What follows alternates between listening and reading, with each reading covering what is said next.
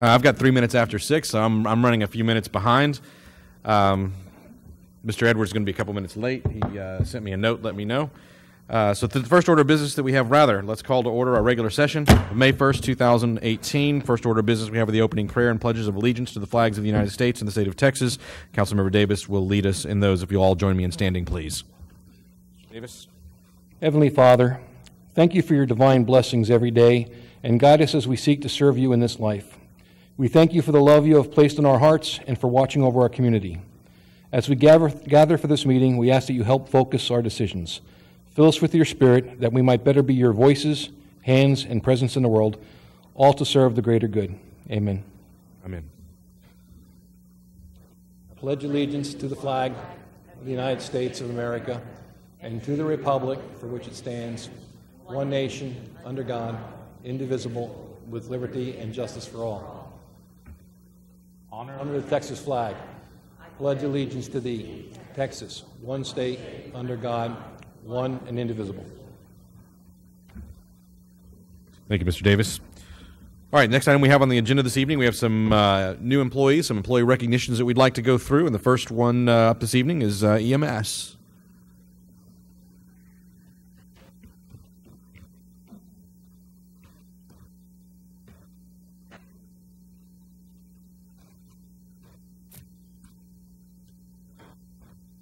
Well, good evening. How are y'all? Good. How are you, sir? Good. We recently hired some new employees, and the first one that we have is Charles Chrisman. Charles, or Chuck, as he likes to go by, recently moved here 2 years ago from, I'm going to say this wrong, so I believe it's Aviano Air Base in Italy. He is here with his wife, Darcy, and 2 children, Elise and Silas. He has been in EMS since 2011 and enjoyed the community service that this type of work provides. In his downtime, he and his family enjoy traveling and are excited to do some exploring now that they finally got settled here in our neighborhood. Very good. Well, first of all, welcome. Glad to have you with us. And since you're first up, for everyone that's going to come up that's a new hire this evening, I'm going to offer you a chance at the microphone. It is not mandatory, but if you'd like to say hello or something else, you're welcome to do so. If you'd like to say, not for me, also okay. So, Chuck? I just wanted to say that it's a pleasure to be able to serve Schertz, the community, and I'm glad to be a part of it now. So thank you all very much for the opportunity. So fantastic. Welcome. Hope you'll be with us for a long time. Good stuff.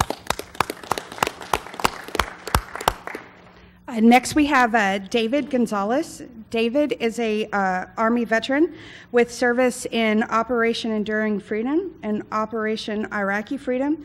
After the military service, he spent 4 years protecting State Department personnel in Iraq and Afghanistan. He graduated from Texas A&M University with a Bachelor of Arts in History. And is currently completing his paramedic certification at UT Health UT Health San Antonio, and will begin the accelerated bachelor's program for nursing in the summer. During his downtime, if he has any, David likes to spend it with his family and friends. Very good. Well, welcome. Glad to have you with us. Very good. I just want to say thank you, and I appreciate the opportunity. Again, welcome. Very happy to have you with us.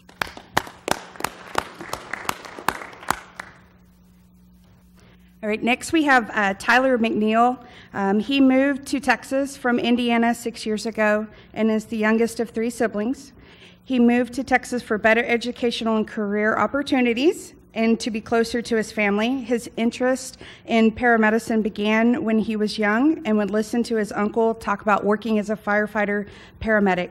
He hopes to use his experience at Schertz EMS as a foundation for his pursuit to become an emergency physician. When he's not working, he likes to enjoy the outdoors. He spends time hiking, fishing, hunting, camping, or just going out to local parks with his dog. Very nice. Well, welcome. I'd just like to also say it's a real honor to be part of Schertz, and I'm very grateful you guys hired me as part of Schertz EMS. Wonderful. Very glad to have you with us, and hope you have a long career with us. All right. Also this evening with the police department.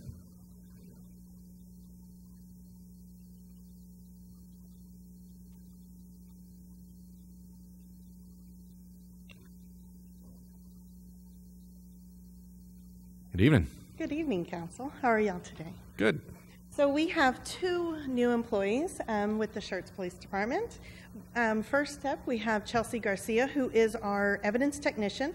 She started on April 2nd, and she was born in Uvalde. She graduated from Uvalde High School and then went on to Southwest Texas Junior College and received her associate's degree in general studies, and then she transferred to St. Mary's University in San Antonio and received her bachelor's degree in forensic science criminology with a minor in biology.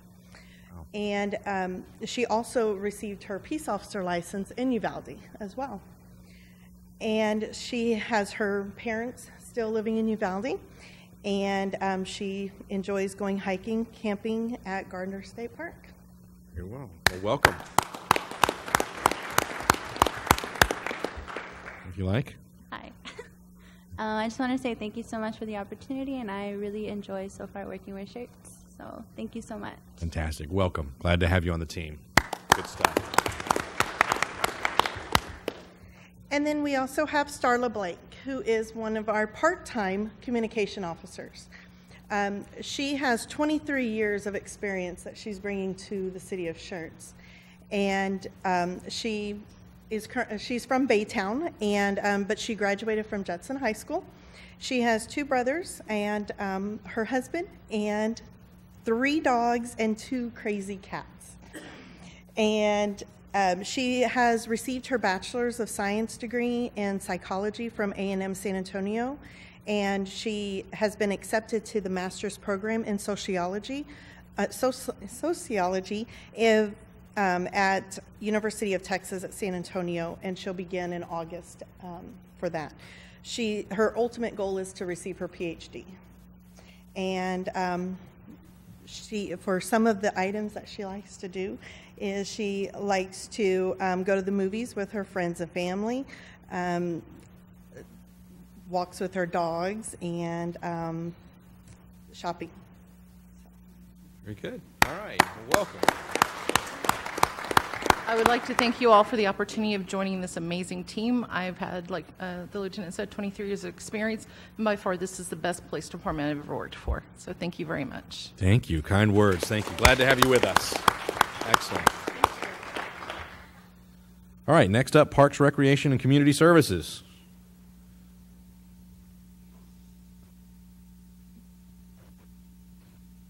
Mr. Mayor, council members, I'd like to introduce you to Dustin Young. He's our new part-time maintenance worker. He's the face of the department on the weekends. A little bit about him: he's from South Holland, Illinois. He lived there for 25 years, graduated from Hawthorne High School. After that, he served in the military until 2010. He was in the Marines, Camp Pendleton, California. He was honorably discharged from service. He moved back to Illinois before deciding to move back down here to Texas to be close to family and to pursue educational goals. He's been here obviously since February.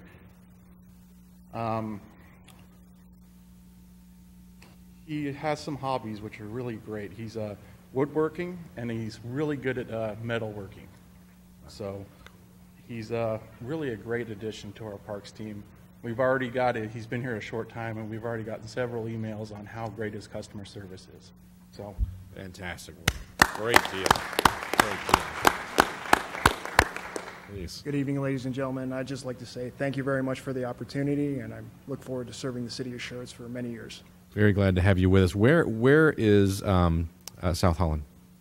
South Holland, Illinois is a south suburb of Chicago. It's actually just west of Calumet City. Everybody's familiar with Cal City from Blues Brothers films. But all right, cool. Well, welcome once again. Glad to have you with us. All right, in Public Works.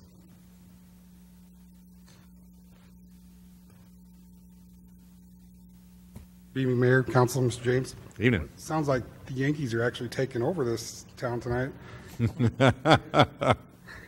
I want to introduce you to a couple new employees in Public Works. First one is Robin Smith. Robin started with the City of Schertz on April 2nd in the Water and Wastewater Division as a Serviceman 1.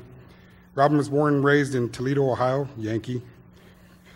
Robin served in the U.S. Army, and he moved to Texas in January of 2017. Robin enjoys hunting, fishing, boating, working out at the YMCA on his free time. Very good. Well, welcome. We're glad to have you here. And again, offer you the mic in front if you like. I thank you for the opportunity to serve the City of Schertz and the people. Thank you. Wonderful. Very happy to have you with us on the team. Good stuff. Our next employee is Casey Washington, also a Yankee. Also born on April 2nd. After the meeting's over, you have to tell me. You You have to tell me where the line is because I'm confused. I thought it was at Dallas-Fort Worth. Further north. Okay. Casey started on April 2nd. Also, he's forward to learning everything in the street division. He started out in our street department. Casey was born in Gary, Indiana. He went to grade school at Douglas Elementary. Went to middle school at Pulaski Middle School. Went to Wirt High School. He played baseball from the 9th grade to the 11th grade and went into welding technical school. Casey is engaged to his fiancee Teresa, and they plan on getting married this time next year. They're expecting their first child to be born in November. He also has an 8-year-old daughter named Savannah and a 21-year-old daughter named Cassidy. On the time when we let him off, because he's always working with us now, he plays league hardball every Sunday, likes to go out and walk in the nature with his soon-to-be wife, likes to fire up the barbecue grill, enjoys swimming, enjoys traveling with his family, and he also likes to do welding at home. Fantastic. All right, welcome. Thanks for the opportunity. I'm very happy to work for the City of Schertz and looking forward to being here for a long time. Thanks. Wonderful. We're very happy to have you on the team. Thank you. Thank you.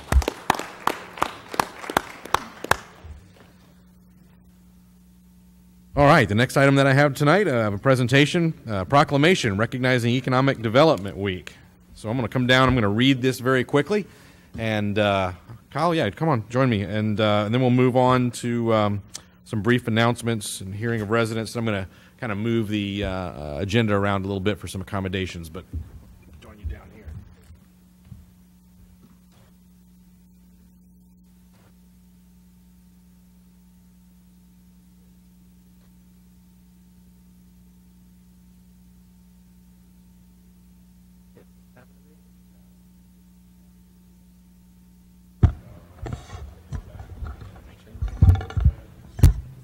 No, it starts next week, but we have to read it this evening. Okay. All right.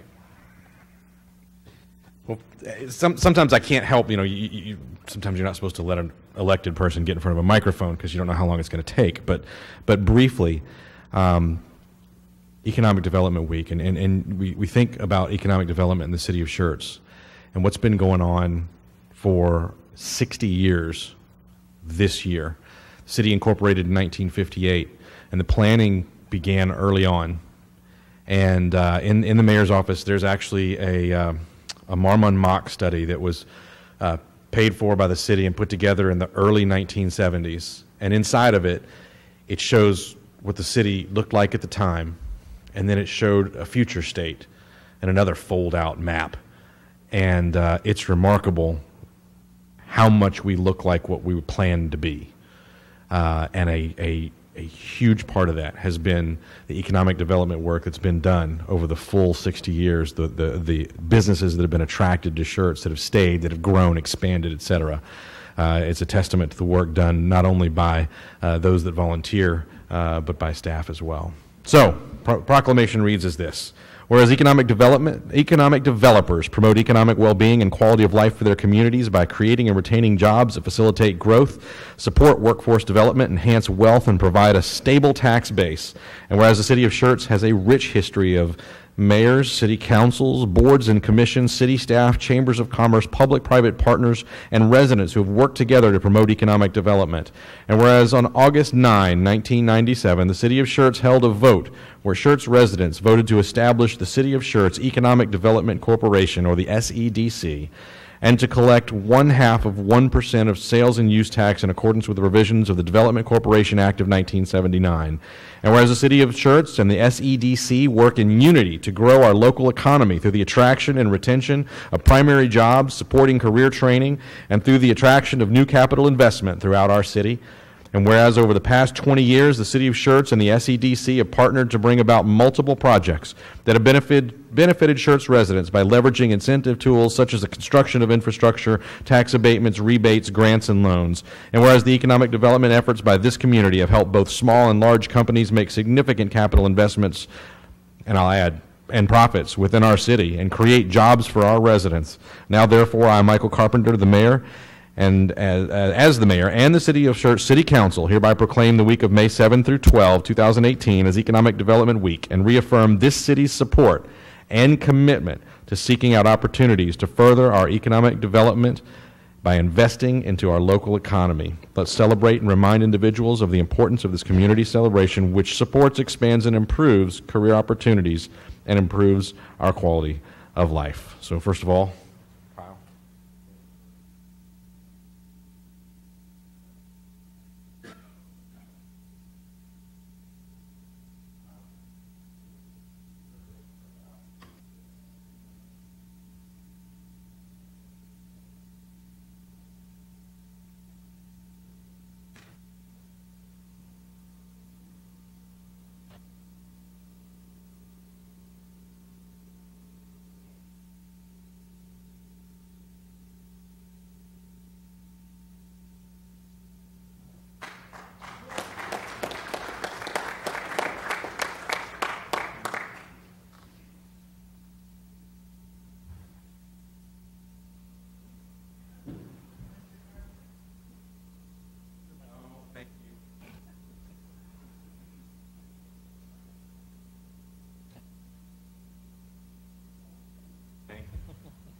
I regularly forget to put this back, even though my mother told me for many, many years to put things back the way I found them.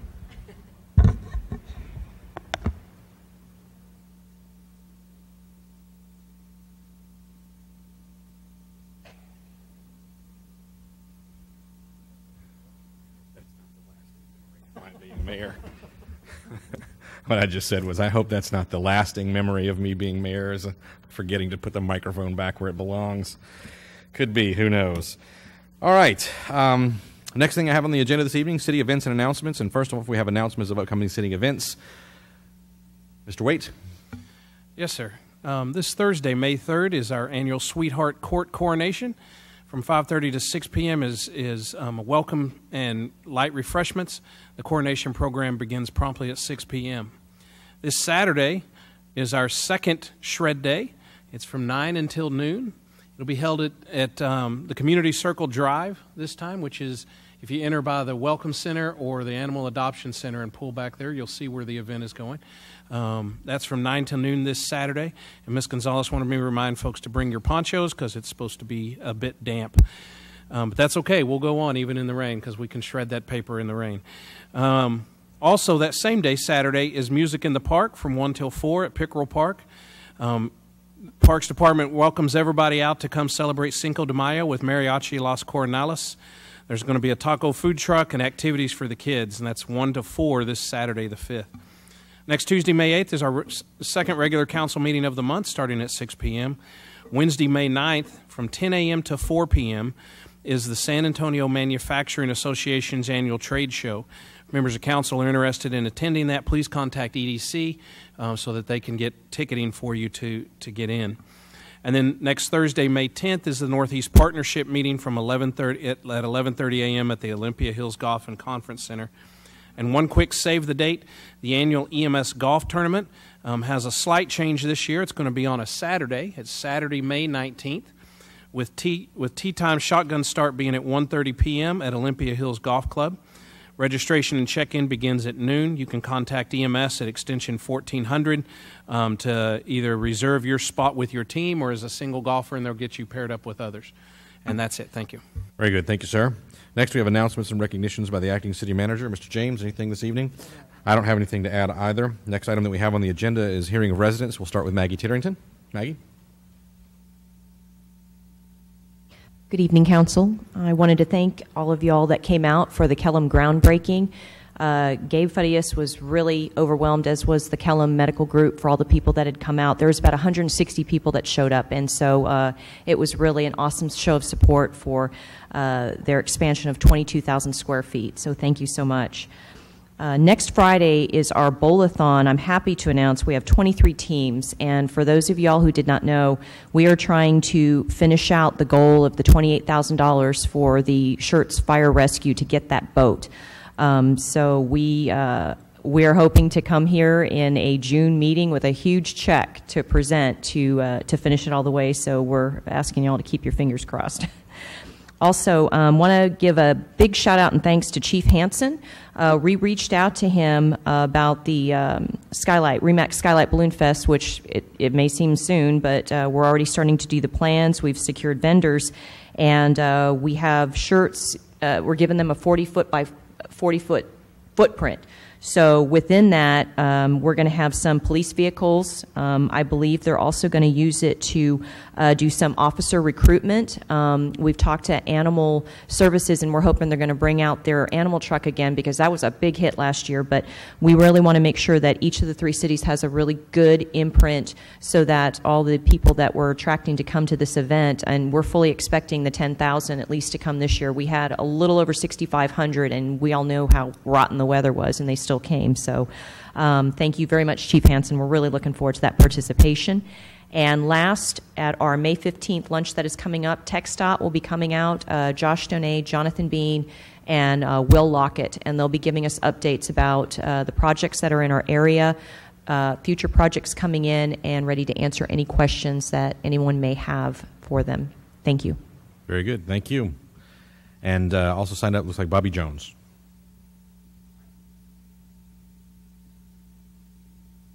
Good evening.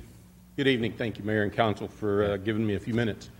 A couple things I want to talk to you about tonight. I know that there's a workshop about short-term rentals.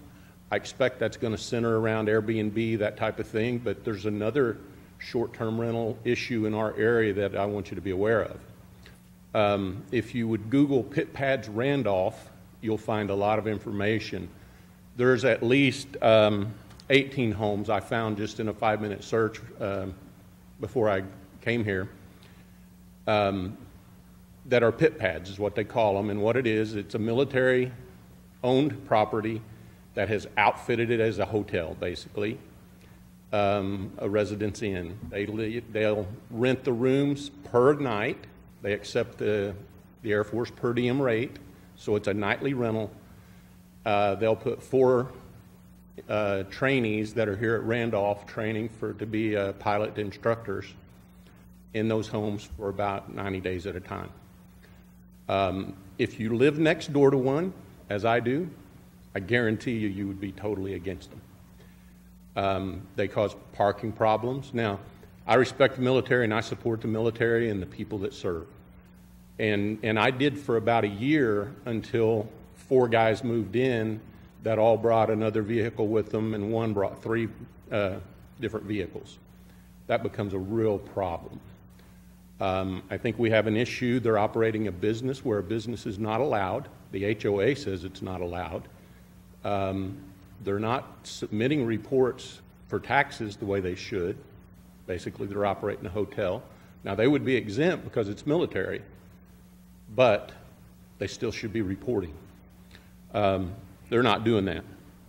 So I encourage you to look at that as well as the Airbnb. And from what I can see and what I've lived through there, I would encourage you just to shut it completely down and help our HOAs. Every one of our HOAs tried to prevent this type of activity, but it didn't foresee at the time, 20 years ago, the Airbnb and the pit pads. The pit pads are something that's really new, newer than Airbnb even. The second thing I would like to address, and I would like each one of you, if you haven't, just to drive from here up Schertz Parkway. The work that was done, I was so excited when that project between Maskey Road and Live Oak was being started. Finally, we're going to fix this stretch of road. I don't see that we improved it a bit. And I actually went over and talked to the people at whatever department it is, Public Works, I guess, and expressed my concern before the project was done. That road is rough. I won't drive through it at speed limit. It's too rough, especially northbound. But if you look back from the project when Schertz Parkway was widened from 2 lanes to 4 lanes, I know it's probably before you guys were involved, but the retaining walls, I was doing a retaining wall with those Windsor blocks at the same time, and I went 1 higher than they recommended. Schertz Parkway has them 4 higher than recommended by the manufacturer. And they're supposed to be laid level. They're not supposed to follow the contour. That's an example, and I just don't feel like we're getting the money, the value for the money we're spending. And I would like you guys and ladies to watch our tax dollars a little bit better, hold whoever accountable to do these things. The islands at Schertz Parkway and 35, they're misaligned, they're twisted, they're not laid out near what they should be. I still don't understand, and it's probably a state deal, why if you're in the left lane going up 35, you're automatically locked into turning left. If you've not noticed that, the left lane, before you get there, turns into the left turn lane. And it's a constant problem of people realizing they're in a left turn lane and trying to get over to the right all of a sudden. So I would really just hope you can, knock on the door of whoever's responsible for some of these road issues and say, can we do better? I know we can, but it's my tax dollars, and tomorrow I'm going to be arguing my taxes again, so it keeps going up, but I don't see the quality improving at all. Thank you. Thank you, sir.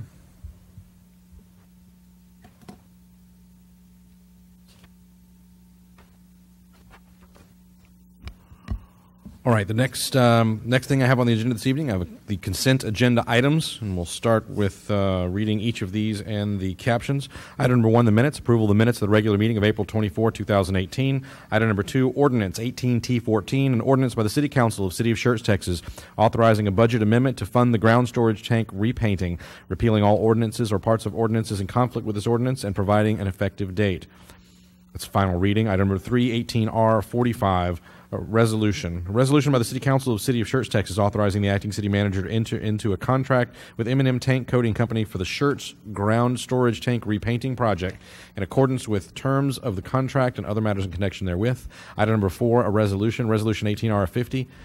A resolution by the City Council of the City of Schertz, Texas, approving a request for a historical incentive program for the Main Street area grant for 528 Main Street in the City of Schertz, Texas, and related matters in connection therewith. Item number 5, resignations to the various city boards, commissions, and committees, approving the resignation of Mr. Gary Howell from the Economic Development Corporation Board. Item number 6, resolution 18R53, a resolution by the City Council of the City of Schertz, Texas, approving and authorizing water, wastewater access, and drainage easement agreements from San Antonio 1 and San Antonio 3 limited partnerships and other matters in connection therewith. Council, any of these that need to be pulled and considered individually? Hearing none, is there a motion to approve the items on consent? So moved. We approve it. I have a motion from Mr. Davis. Is there a second? Second. Second from Mr. Gutierrez. Any other comments or questions from council? Hearing none, I'll call for a vote. Aye. Aye. Aye. Aye. Aye. Aye. I have 6 ayes and no nays. The motion carries. Again, with the council's indulgence, we will now move to item number 12. Mr. James, that's correct, right? We're going to go ahead and go to the item 12. Yeah, we're going to go to item number 12. City Council will meet in closed session under Section 551.087 of the Texas Government Code, deliberation regarding economic development negotiations. Closed meeting. The governmental body is not required to conduct an open meeting. 1, to discuss or deliberate regarding commercial or financial information that the governmental body has received from a business prospect that the governmental body seeks to have locate, stay, or expand in or near the territory of the governmental body and with which the governmental body is conducting economic development negotiations. Or 2, to deliberate the offer of financial or other incentive to a business prospect. This is regarding both projects E038 and E039. At this time, we will recess our open session. We'll go into closed session and return as quickly as we're able.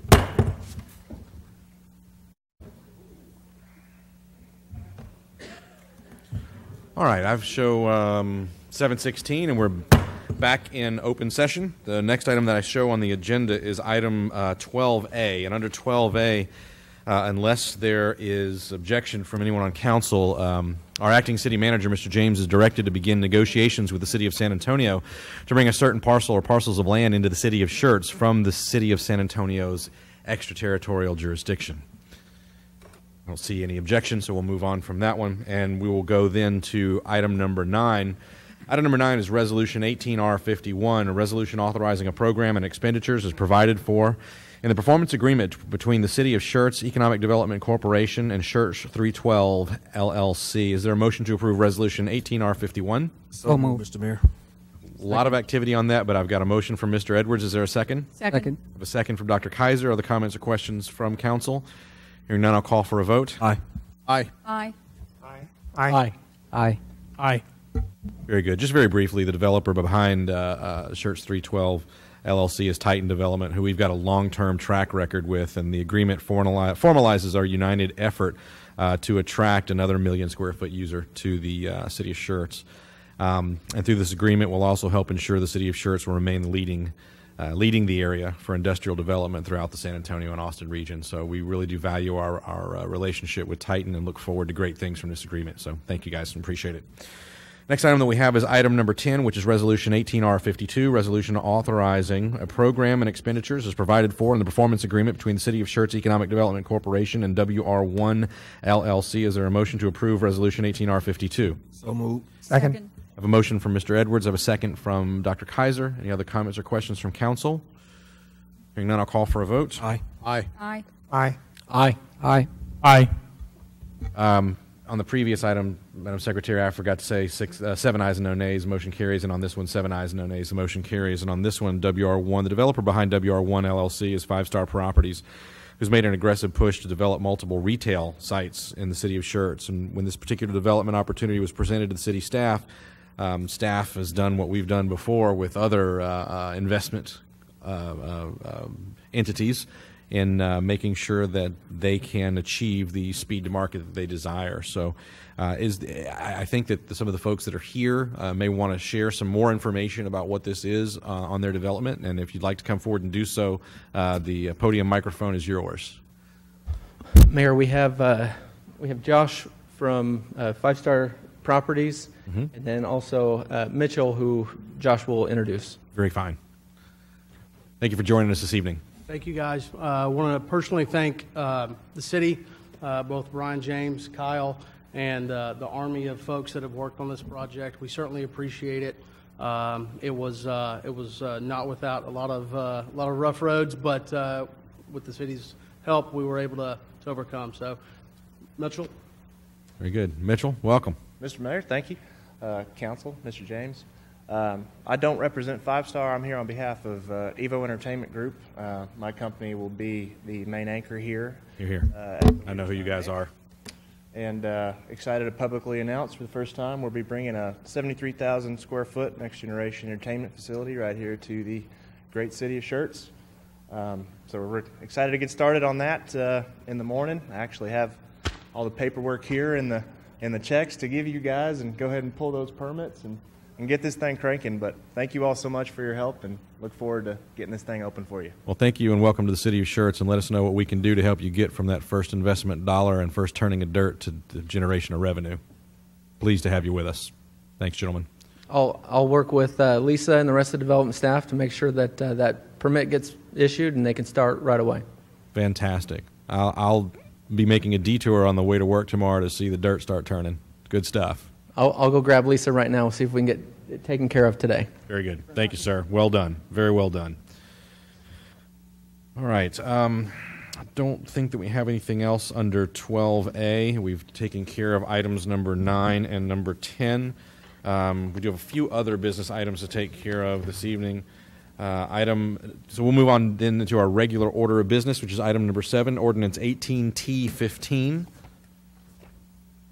18T15 is an ordinance by the City Council of City of Schertz, Texas, authorizing an adjustment to the fiscal year 2017-2018 budget to recognize additional library donations, to transfer funds from the Library Board to the library personnel budget, and to authorize a temporary summer employee to increase the budget for the temporary sewer treatment plant expansion and to increase the budget for third-party inspection services, repealing all ordinances or parts of ordinances in conflict with this ordinance, and providing an effective date. Mr. Walters, good evening. Good evening. So this is the second quarterly budget adjustment that we brought to council this year. We have the items that you listed. We don't believe any of the library or inspection services will have any fiscal impact as far as the proposed original budgeted bottom line in the general fund. The temporary sewer treatment plant, we have been in close contact, going back and forth with CCMA and their team, and we believe this final adjustment will get everything necessary to get the project going and get underway and get it completed. So if there's any specific questions, I can answer or call up one of the other department heads on their specific. Council, anybody have any questions for Mr. Walters on this one? If not, is there a motion to approve Ordinance 18T15? So moved, Mr. Mayor. Second. I have a motion from Mr. Edwards, a second from Mr. Crawford. Any other comments or questions for council? Hearing none, I'll call for a vote. Aye. Aye. Aye. Aye. Aye. Aye. Aye. 7 ayes, no nays, the motion carries. Thank you, sir. Next item we have on the agenda this evening is item number 8, Ordinance 18F16, an ordinance of the City Council of the City of Schertz, Texas, granting an electric transmission and distribution and communications franchise to the Guadalupe Valley Electric Cooperative, Incorporated, for the use of city streets, alleys, and public ways for a 10-year term commencing on the effective date, containing various terms and conditions with regard to the grant of such franchise, containing severability clause, providing for the superseding of any and all kinds of ordinances, regulations, rules, or policies that are in conflict with this ordinance, and providing an effective date. Mr. Waite, good evening. Good evening. Mayor, members of council, before you is a proposed agreement to proposed franchise agreement with Guadalupe Valley Electrical Corporation, or co-op, or GVEC. It's a proposed 10-year agreement. It is a renewal of previous franchise agreements.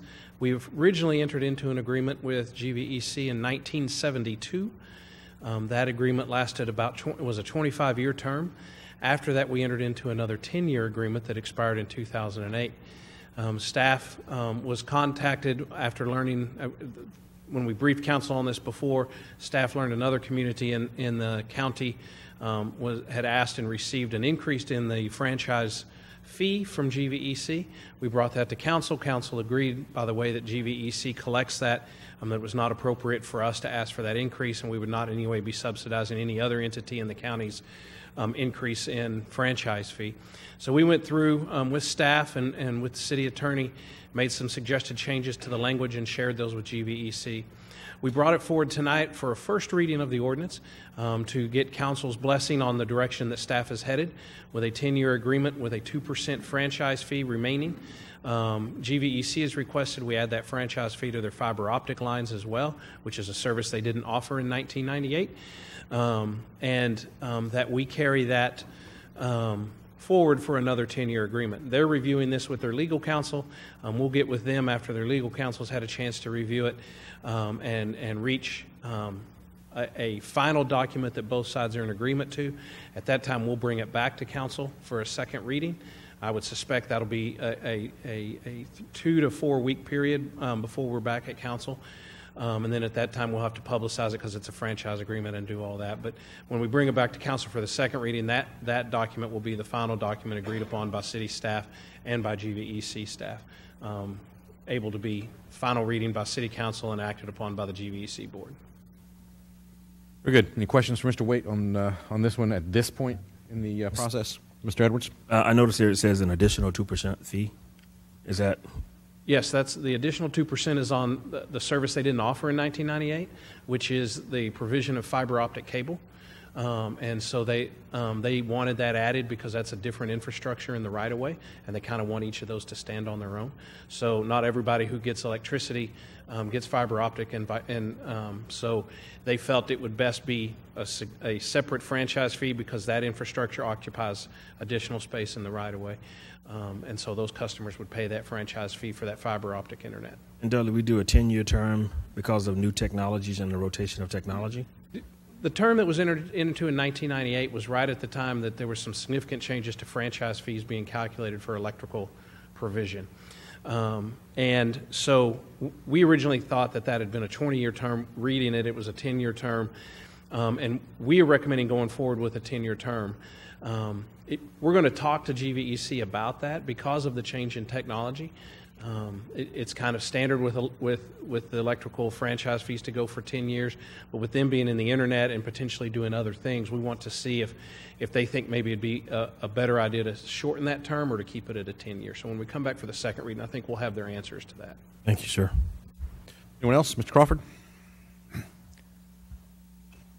The voting tonight is in no way considered a final vote. It's the second reading that's final. So everything here, like we talked about on the phone this afternoon, it could be a shorter period. Could be. And that's not ruled out by how we vote tonight. That is correct. Even though it says 10 years now. Okay. Thank you. Very good. Anyone else? All right. If not, is there a motion to approve Ordinance 18F16? So be it. Second.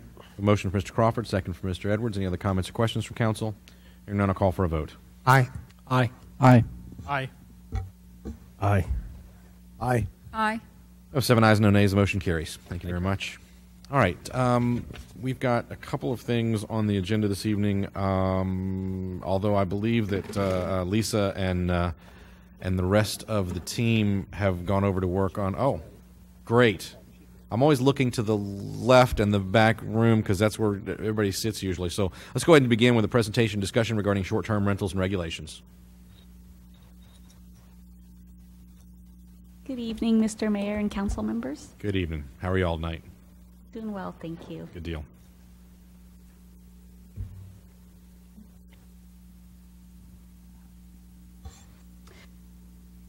So staff wanted to provide a brief presentation on short-term rentals. While we recognize that currently we are not receiving a high volume of complaints or inquiries related to short-term rentals, we thought we'd present it to your council before it potentially could become an issue. That way, based on input from your council, then we would have direction on how you would like us to proceed. So the most recent inquiry that the city has received has been referred to as pit pads, which Mr. Jones earlier had commented on. And based on our research, it appears that there are some homes in the city of Schertz and also some surrounding jurisdictions, Cibolo included, where these homes are rented out and advertised as pit pads. And when I heard that, I was wondering, why are they called pit pads? So it's my understanding that they're called pit pads because the niche market for these rentals are towards military personnel, particularly personnel in the pilot in training program at the Randolph Air Force Base, hence the acronym pit pad. So what are short-term rentals?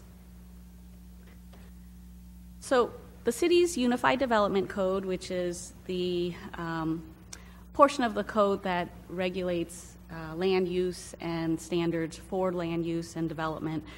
We currently in our UDC do not have a definition specifically for short-term rentals or short-term use of any residential homes. And the closest that we have as a definition is bed and breakfast inns. So our UDC currently has defined bed and breakfast inns. The definition is an owner or operator occupied residence with up to 5 bedrooms available for overnight guests, and then it has certain provisions, but based on the definition that our UDC currently includes, it does not encapsulate all short-term rental types. So generally speaking, when we think of short-term rentals, we think of any rentals that are for periods of less than 30 consecutive days to an occupant or occupants, typically within a residential dwelling unit, and that could either be a single-family detached or multi-family or even attached or condominiums. And it may or may not be owner-occupied.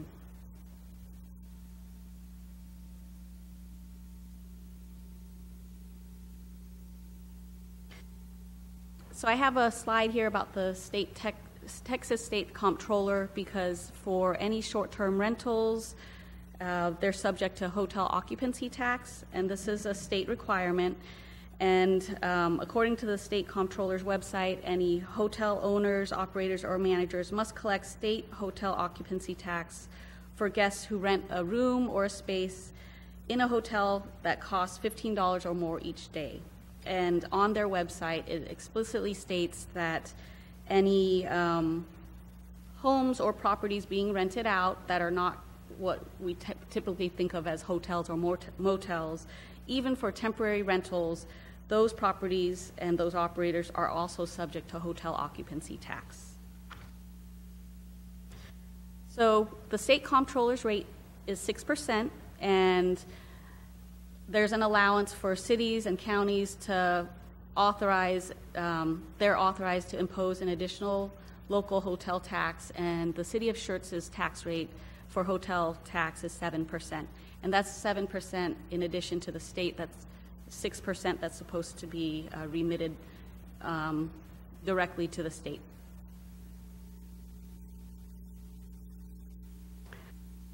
So short-term rentals, currently with modern technology, there are numerous websites that where a property owner or an operator is able to post their or advertise their property for sale, for rental on any of these websites. And this is only a small handful because there are so many different options that you can go to.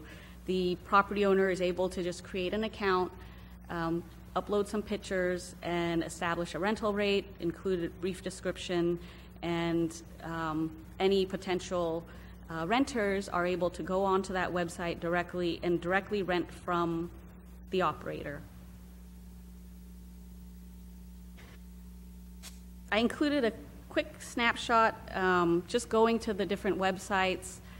This one is Airbnb, and anyone can go on there, and what you do is, even if you don't have an account, you can go in, input dates that you are looking to rent out any of these properties, input how many guests, and then I inputted the search Schertz, Texas.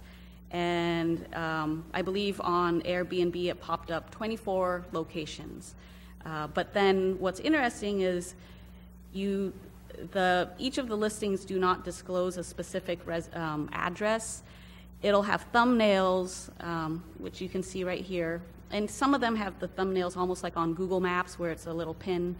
And it'll show the rates, and then you click on each of the options, and they'll have more information with a description and then the rates, and you can go on there and start inputting your information to actually reserve the rental. And my family and I think when we went to San Francisco, we went to HomeAway, and we actually rented a condo.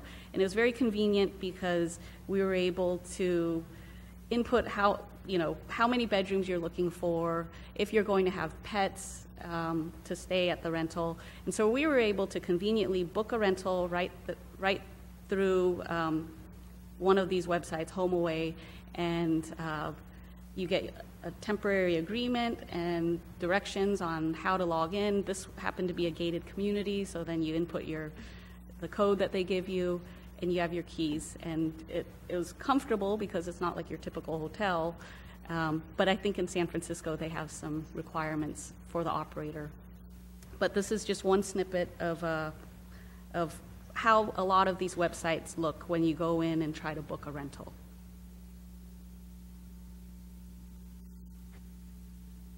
Now, it's my understanding that not all of these websites collect the hotel occupancy tax, and it's not necessarily built in. I think more recently, some of the larger websites, such as Airbnb, they may have automatically built in the hotel occupancy tax as a requirement that it's collected up front, but I believe it's only for certain larger jurisdictions, and I'm not sure if it's something that is enforced with every single website that offers these rentals. As far as inquiries for short-term rentals, earlier you heard a resident talk about the pit pads and other concerns about short-term rentals. In May 2016, we did receive a handful of phone inquiries. I don't have an exact number because, and I have Thomas Brooks here, who's also with code enforcement. Checking with code enforcement, I don't believe we have any active cases that were officially investigated because there were no formal complaints received yet, but we did have some phone inquiries where we had responded to and some emails.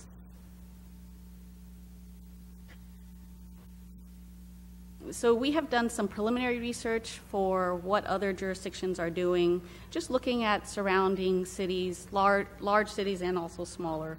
And this is 3 out of several that other ones that we've looked into. But City of San Antonio, staff had drafted it, more recently has drafted an ordinance where City of San Antonio was proposing a 2-tier program that enforces permitting requirements for short-term rentals that have to be renewed every 3 years. And the 2-tier program that they have, the type 1 is what they refer to as hosted rentals, where the hosted rentals are owner or lessee occupied that are allowed by right in residential and commercial zones. And then the other tier 2, is an unhosted rental where the owner is not occupying the residence that's being listed for rental.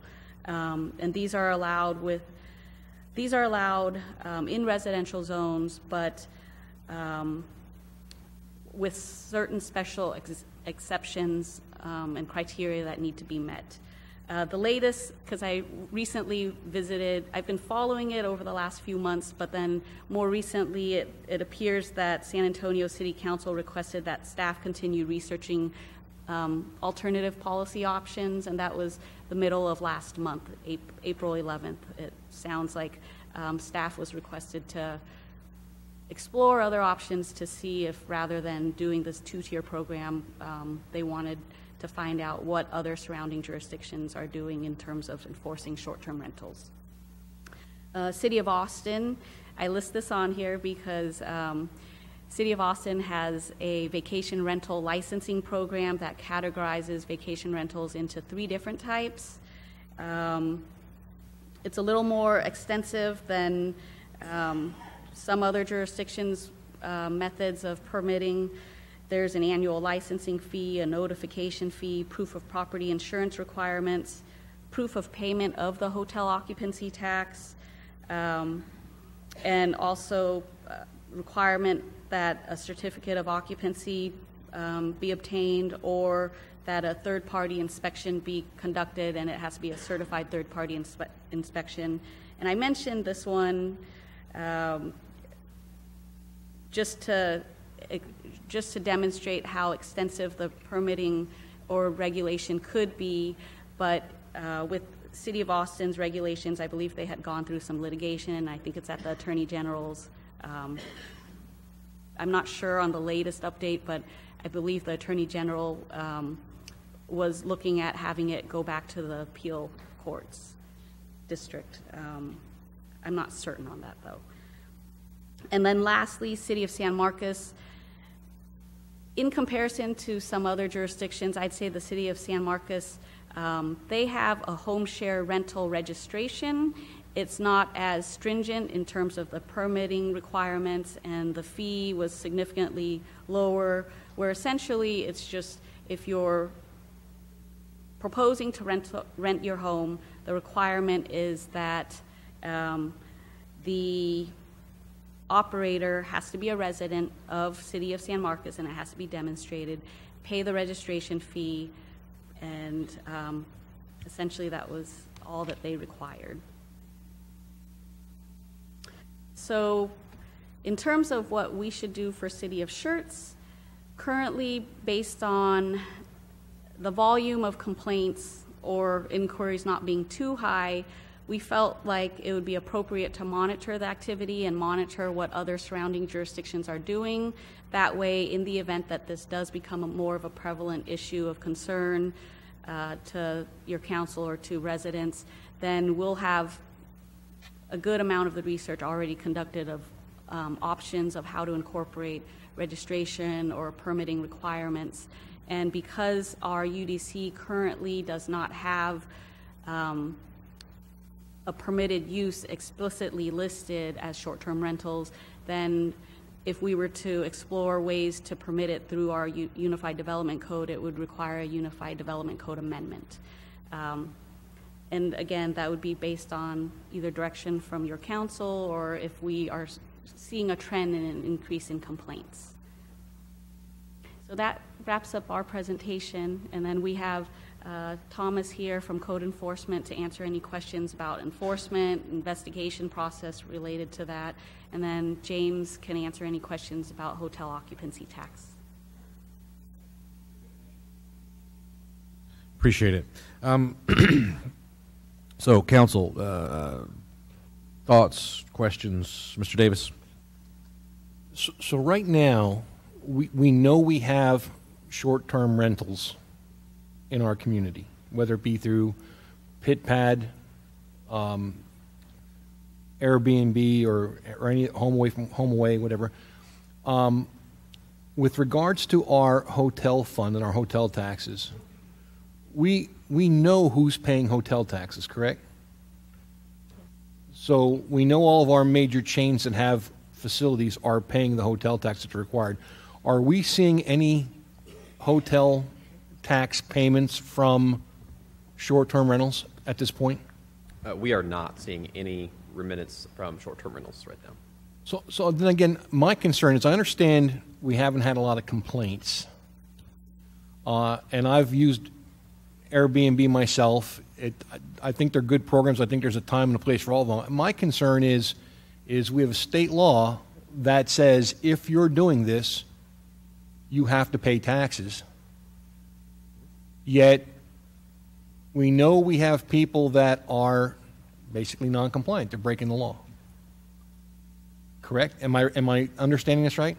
Because if we're only getting if we're only getting tax receipts from the Hampton and the Fairfield and our major chains, and we're not getting it from any singular entity, then we've got people out there that are using these programs.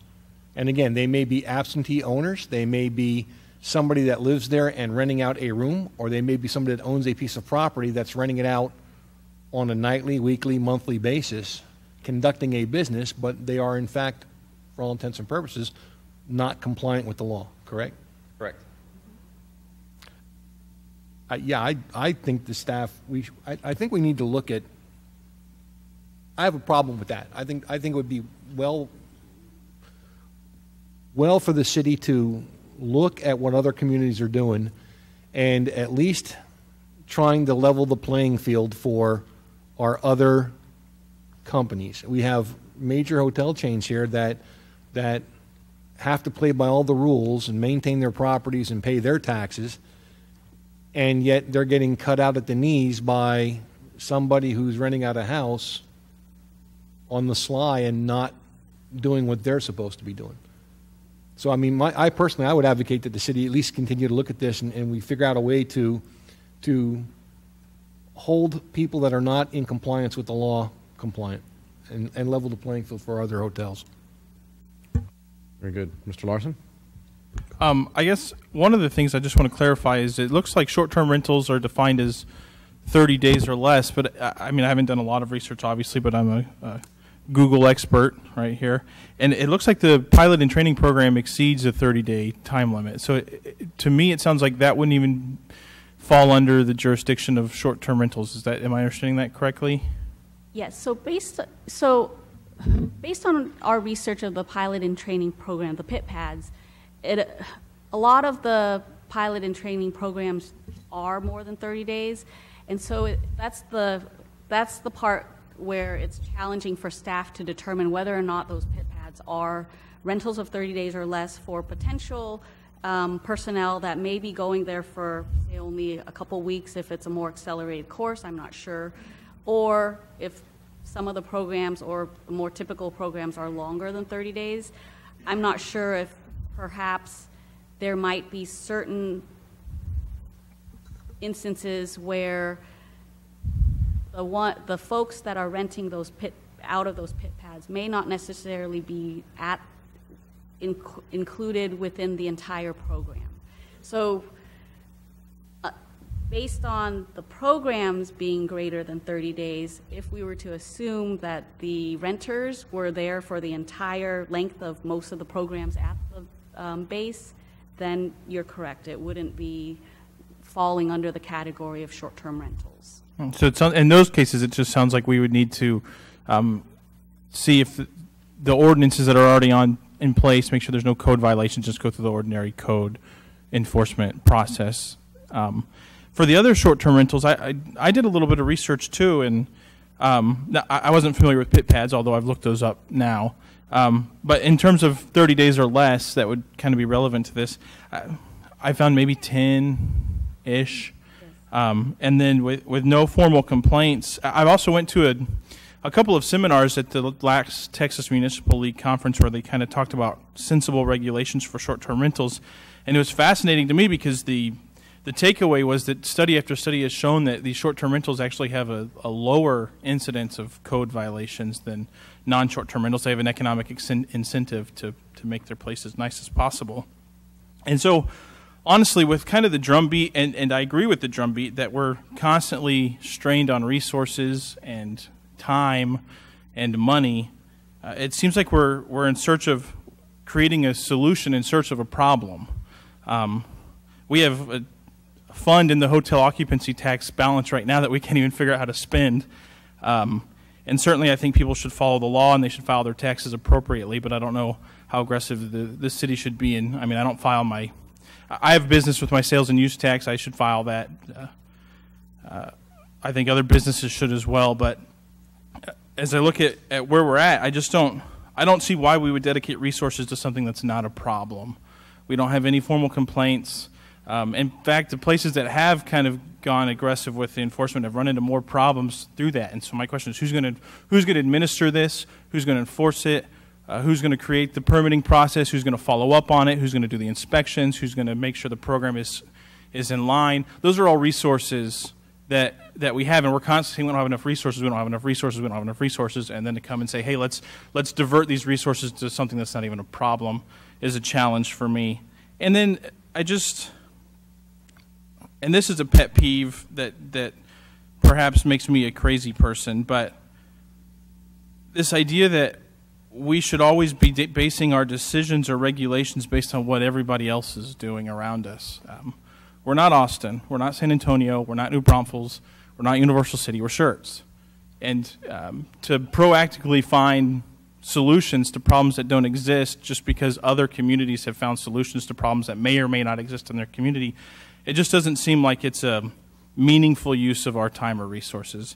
I think it's smart to kind of maybe keep one ear tilted a little bit to the development of new technology and new programs and what's happening. And I think really when we look at the complaints in places that maybe have more than 10 of these, they do get complaints. From that conferences that I've been to, it's been very clear that those complaints are typically already violations of our pre-existing codes, and they don't necessarily need new rules or codes, just simply the enforcement of what we already have on the books. So I would say it's really a solution in search of a problem, and I think we can allocate our resources of time and energy and money to some of our more pressing needs. Very good. Mr. Edwards? You know, it's all fun and games until somebody gets poked in the eye. And let me explain. I have run into the pit pads. Had several trainees that have gone out, and we built our business by door knocking, of course, and we run into the pit pads, and you'd be surprised what a pit pad looks like. You're not talking about a $130,000 home. Some of these homes are $300,000-$400,000 homes. These are very nice homes. Some of the communities right off Schertz Parkway have pit pads in them. Now, many of the neighbors have come and said, you wouldn't believe how many people go in and out all day, all night. I go, so what do I think? There's got to be some kind of illegal activity going on here if I see that kind of traffic going in and out of a house all day, all night. Guys, listen, I look at this the same way I look at the home health daycare. It's all fun and games and somebody's making a profit. It's okay not to hurt the business owner. And God knows I don't want to stifle anyone's business opportunity, ever, ever, ever. However, what happens when the home health catches on fire, the daycare? What happens when someone is hurt in that facility? What happens when someone's neglected in that facility? You know what it does? It falls right back, a black eye on the city of Schertz, and hey, I brought it to your attention. Why didn't you do something about it? So, do I think we need to go forward and look at it? Yes, we do. Because, guys, it will end up coming back to bite us if we don't. When someone has brought it to our attention, especially in front of this microphone, it's one thing to come to us personally while we're sitting in Garcia's and tell us something. That's one thing. But it's another thing when you come in here and speak on a microphone and put it in a matter of public record, and people can go back and research it and say, oh, back on this day, this is what we said, this is what we told you, and now we're going to include you in the lawsuit. Wow, how does that feel? I don't think it's something that we're going out in search of, but I can certainly tell you we need to gear up for it, and we need to make sure that we're doing it correctly. If that means looking at San Francisco, if that means looking at Seattle, if that means looking at New York City, I don't care if you have to go to Singapore to look at their laws. I think we need to have something in place so that we don't put ourselves and our citizens in harm's way. There are so many of these things now. People can say, oh, there's only a few, right? Well, Walker Street and Woodbridge, I'll just say that. Walker Street and Woodbridge. And I am telling you now, it has crossed my mind. I actually thought about it when someone came and told me, you should do this. I said, maybe that'd be pretty lucrative. But, you know, being on council, you got to be careful what you do. Got to be careful. So with that being said, please go forward, research this, continue to do it. And Mr. James, thank you. Thank you. This is something that we need to take a look at. Thank you for bringing it to our attention. Mr. Crawford? Not sure where to begin on some of the comments, but in defense of Mr. Jones, who came to council tonight to speak at hearing of the residents, and we can't, government organizations don't pay taxes on hotels. The city of Schertz doesn't. When we go to conferences and stuff, they don't pay the taxes. Is that correct or not correct? Only federal employees and high-level state employees are exempt from the hotel occupancy tax. City employees and council members and board members are required to pay hotel occupancy tax whenever. I thought that we didn't pay that on ours when I talked. That's okay, but I know federal government doesn't because I was in the Navy long enough to figure that out.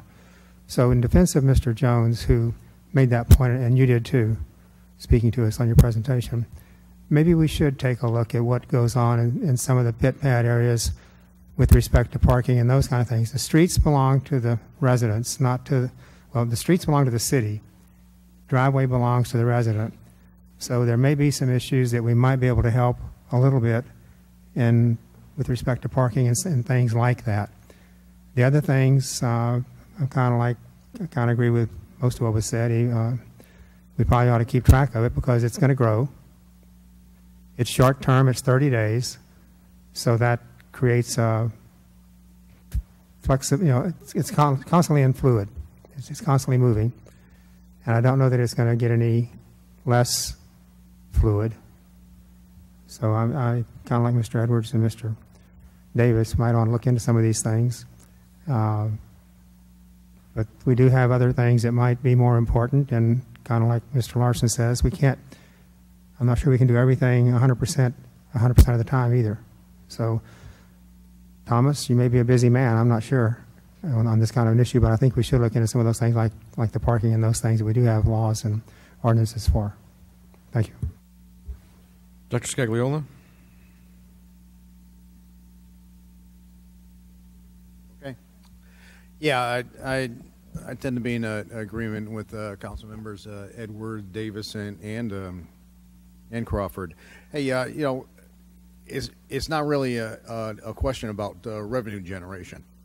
You know, okay, yeah, not paying the hotel tax does put some of these individuals in a more favorable position to attract tenants than having to pay it out. It's not the case, though. You know, I'm not into revenue all that much. We get enough money from a number of different resources. This is really a question about whether or not we're tolerating inconvenience for the residents that live in our city. You know, in terms of parking. in terms of the coming and going of different individuals. HOAs generally have controls or that deal with short-term rentals within their community. Most of them aren't allowed at all. The only problem with an HOA is, yeah, they got the rules, but a lot of times they don't have a way to enforce the rules. It can get real costly for an HOA to bring someone to court because they're not in compliance with the covenants and whatnot. So what recourse do they have? Most of the time, just, oh well, you know, I guess it's an inconvenience. You know, what can we do about it? Well, sometimes in situations like that, the city needs to step up and say, hey, there are right things, there are wrong things. I don't want to stifle business. I really don't. However, if you're going to run a business, you ought to be at least licensed somehow. And the fact of the matter is, they are running a business within the city of Schertz. And we don't have a lot of controls on businesses, but we do have some requirements. Well worth looking into. Maybe we can't do it all. Maybe we have no desire to do it all, but we can make an effort, at least, to try to control something that may not be a serious problem right now, but you can bet it's going to be a problem sometime in the future. Let's take care of the problems now. Dr. Kaiser? I do think it's a great idea to be monitoring these, because at this point, no, we're not looking at hundreds. But to Mr. Davis's point about the hotel tax, it is the law. And so at what point do we start telling people, oh, now you have to comply with the law? We let you go for, you know, X number of years, but now we're going to start enforcing it because now there are more of you. I just don't think, if I'm a business and you come and tell me that, that's not going to sit well with me. And if I'm a new business and all of a sudden you're going, yeah, and I know that, hey, my neighbor hasn't paid that hotel tax for years, and now you're going to all of a sudden start enforcing it, I realize some resources may go to it, and I would never say, hey, drop everything and, you know, go aggressively at that. But I think to monitor it and find a way, you know, and I don't think it's a bad idea to look at what some other places are doing. That doesn't mean that we would necessarily use the exact same means, but I think it's, you know, a quick way just to find out, okay, is this even feasible? This is what, you know, whatever, Cibolo, San Antonio, San Marcos is doing. Could we do that, as opposed to reinventing the wheel? Right. But I do think that we definitely do, you know, if it's the law, let's enforce it. Let's not wait until, again, we've got hundreds of homes that are under Airbnb, VRBO, pit pads, you know, home away. Mr. Gutierrez? Might as well get in on the discussion here. Short-term rentals, 30 days or less. That's the key. You know, the military, I mean, bless their hearts, I mean, we go TDY quite a bit. And let me tell you, if it's 30 days, it seems like a long time. I was TDY in Alaska for about 4 weeks. I didn't stay, well, we didn't have, you know, Airbnbs back then, but it's a fine line. You know, where are you going to stay? And if these pilots are here for training, and like you said, it's 90 days in some cases, that is not short term. And I understand that, you know, hey, the streets are for parking. Whether there's 2 cars, 4 cars, look at my street on, you know, when someone's having a party. You know, I could only park on my driveway. It happens. I agree, we do have to monitor it, look at it, but I'm not in for trying to enforce anything at this time. It's a fine line. It's a fine line as to where do we start. Monitoring is the best part right now until we actually start seeing the complaints and see what type of issues we have to address. That's when I think action needs to be addressed. Thanks. Mr. Crawford? Sort of a backward thank you to the city. our HOA has had a pretty good relationship with code compliance the last 5-6 years. And Mr. Scagliola is correct, or Dr. Scagliola. There's not a lot of bite in the HOA rules because of the cost if you do it on your own. But I will say the city of Schertz has certainly stepped in on numerous occasions for us on ordinance non-compliance. And that makes that a way, if we have the ordinance, if we have the UDC, have the ordinance and all those things in place, then it can be reported to the city, whether it's the HOA or somebody else, it doesn't matter. The city then has a mechanism to do something. So it might cause more work on the city going through the ordinance process that we already have in place for some of these things, but not everything's covered right now. And knowing what goes on is probably going to help us down the road. Thank you. Mr. Larson? I have a question about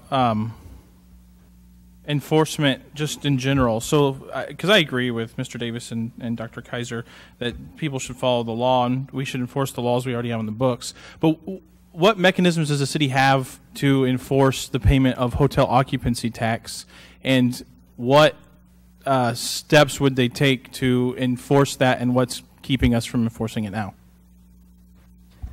Sure. So the hotel occupancy tax for the local portion is governed actually by city ordinance. So we actually created an ordinance originally, and that's defines the clause of penalty and charges and the due dates. There are statutes of limitations on how far we could go back. Our main enforcement is I think there's a small fine for not reporting that we can levy, and then we also have the ability to go in and actually audit motels records to make sure that they're in compliance and they're reporting the correct number of stays. The main reason we haven't gone after some of the smaller home rentals, the short-term rentals, was first we weren't aware of how many they were until it was brought to our attention. We did some research, and then I wouldn't have thought there would be 20 or more here in Schertz, just given where we are, what attractions we have in our area. But there are people doing that. Going through the second part is actually finding the individuals that do that. So when we first brought it up, we started looking at this about 6 months ago. I went in and started looking at the accounts on the online areas. And you don't even get the address or contact information until towards the end of the registration process. So there's some time going through creating an account at each of these websites, going through and contacting the individual and hoping they contact you back and find an address or a phone number to make sure, to find compliance there. There's also the fact that they're not required to register, and it's sort of a new industry. So the hotel tax laws aren't widely known to common people that can very easily just turn their home into a business. It's not like another business opening a shop where there's all these rules and regulations. Everyone knows that there's all these rules and regulations. With this, it's a click of a button. You started a business, and there's no oversight because you did it from your home. People don't have to come to the city, don't even realize. Even if we tried to put an ordinance out saying you had to register, there's still going to be some issue trying to get people to think about talking to the city and registering before they sign up and start. So there's a contact portion that we're struggling with administratively, and then there's sort of an update and review. So then we saw 10 sites earlier in the presentation. It would be going and refreshing regularly those 10 sites and seeing if there's another entity or another house that's then been on the market, and then trying to track that person down. So those are some of the administrative hurdles we would have to go through. I think because these are becoming more and more of an issue, Airbnbs actually is the first one to start making progress towards kind of rectifying some of those errors. So these websites are not required. They're not the ones on the hook for the hotel taxes. It is the homeowner. Right. But Airbnb is taking steps to kind of get ahead of the game, and it now actually charges state occupancy tax whenever you register through Airbnb. They do not do local yet. I think there's some beta testing they're doing in Philadelphia when we looked prior on doing the local portion as well. So that's one area we could go to and wait and see if Airbnb actually picks up countrywide local jurisdictions and then remits it directly to them on behalf of the homeowner. That's a possibility, but by law, they're not required to do that currently, and the other websites, so far we haven't discovered any of them that are moving that direction either. So that's sort of where we are administratively.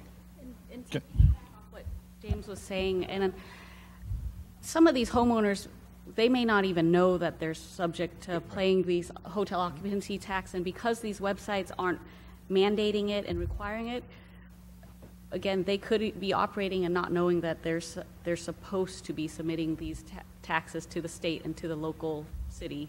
And like James was saying, when you go onto the websites and we have to keep refreshing and actively monitoring it, it would still be challenging to track it because different websites have different listings. So kind of like when you book a flight, you can go to Expedia or some other website, but then there's ones that do a catch-all where it runs a search for the main ones that you can visit. I think the vacation rentals does that catch-all where it checks Airbnb, HomeAway, but there could potentially be other websites or platforms that they could post, and we would have to proactively go in and check each of those well-known websites to see which listings are there. Okay. Yeah, and that makes sense. I mean, it certainly sounds like the burden of enforcing is probably cost prohibitive. I don't know that would change with additional regulations. And I also, there's a lot of businesses. I guess one of the things that just challenges me with this is I do think people need to follow the law. But we asked the question, why aren't we regulating eBay businesses or people who are selling on Facebook Marketplace? The Texas state law says if they sell, more than $5,000 in a year, they need to be paying sales tax on those.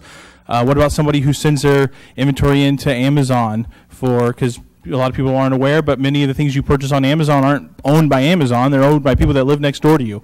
So I'm trying to think of all the things that the government could reach its tentacles into, but we don't do it because it's simply there's not a return on investment there. There's no community benefit to expending the resources to collect $4.90 in hotel occupancy tax from somebody who rented a room 3 weekends a year. And certainly there may be some that do more, and their tax may go up to $150, and certainly they should be notified that they're responsible for the tax. But we've just discussed that the private market is already finding a solution to that problem because they're running into hurdles from some of these bigger cities, with Airbnb already charging state tax and piloting a local sales tax. That solves a major portion of the perceived problem with short-term rentals. And then the fact that there's not any complaints, they're more likely to be code compliant, but when they're not, we already have the ordinances in place with our code enforcement to handle that. I know it's clear I'm not in the majority here, but man, it just seems like we're going down a rabbit hole for no reason. And in regard to the pit pads, I can understand the frustration with that. I live in Old Town Schertz. We have narrower than most of these newer development streets. They have a one-car garage that maybe can fit 2 cars if you're lucky, and it seems like everybody on my street owns 4 or 5 cars, and one car can go through the aisle at a time, and sometimes you're playing a little bit of chicken, and you got to figure that out, reverse and get out of the way. I can understand that frustration, but other than that, the noise problems, it's already covered by ordinance. Cleanliness problems already covered by ordinance. Maintenance issues already covered by ordinance. I really don't see any problems that aren't already covered by the rules that we have, with the exception being the collection of taxes, which is being solved by the private market as we speak, and or is cost prohibitive in terms of the cost to enforce versus the amount collecting. Certainly it makes sense to collect on a hotel that has 160 beds that are at 75% occupancy over the course of the year.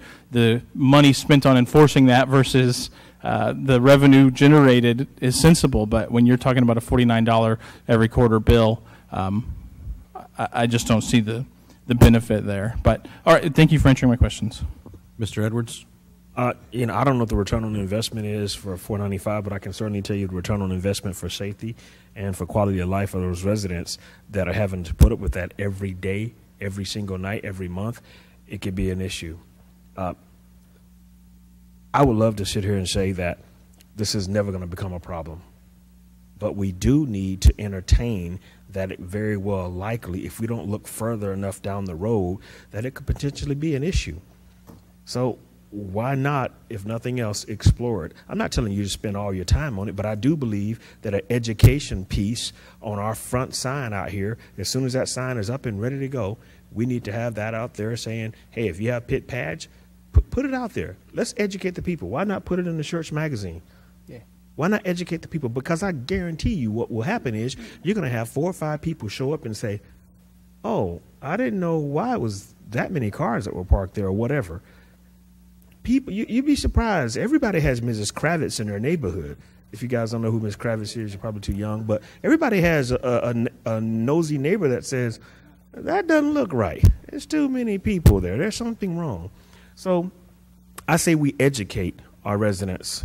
We educate them on that particular piece. And we think about the return on investment. That will be the safety of our residents. All it takes, guys, remember, all it takes is 1 hour crap. 1 hour crap. That's all it takes. And everything that you've had, the stellar reputation, all gone. Just like that. Boom. So that's just my take. Mr. Davis? Yeah, I started this can of worms. I don't want Councilman Larson to think that he's the odd man out up here. I don't necessarily think that the squeeze of this problem is worth the juice that we're going to get out of it. And by all means, I'm not an advocate for coming up with a new ordinance or a new plan and new fees on someone that wants to operate a bed and breakfast. Like I said, I don't think there's that many of them in Schertz. I think it may potentially get more as we grow, and that's the only thing we're going to do over the next couple of years is grow. I do have a problem with people that don't follow the rules and play by the laws. That's just my background over the course of my life. Are there other laws out there that may be applicable to this? I mean, the state law says that you collect a sales tax for short-term rentals. Are there, I guess, one of the things that concerns me more that was talked about from the other side of the table up here, are there any particular life safety code issues that may be also applicable to a facility that is being used as a short-term rental? I happened to do some research too. Austin, they created pretty extensive regulations, some of the strongest in the country, and they do what that would look like, whether it be sprinklers or is fire that alarms. the city of Austin? That's the city. Are there any state requirements with regards to the life health safety code that requires things like fire extinguishers or other types of fire alarms or other things for a rental property? Not for an STR that I'm aware of, a short term. You know, I kind of agree with Councilman Edwards. I'm not an advocate for spending a lot of time and resources at this point to go out and find people and ask the question, are you doing what you're supposed to be doing? Because I honestly believe that in the case of our community, it's probably a lot of people that just don't know. They just don't know the impact that they have on their neighbors. Maybe they care, maybe they don't care, maybe they just don't know.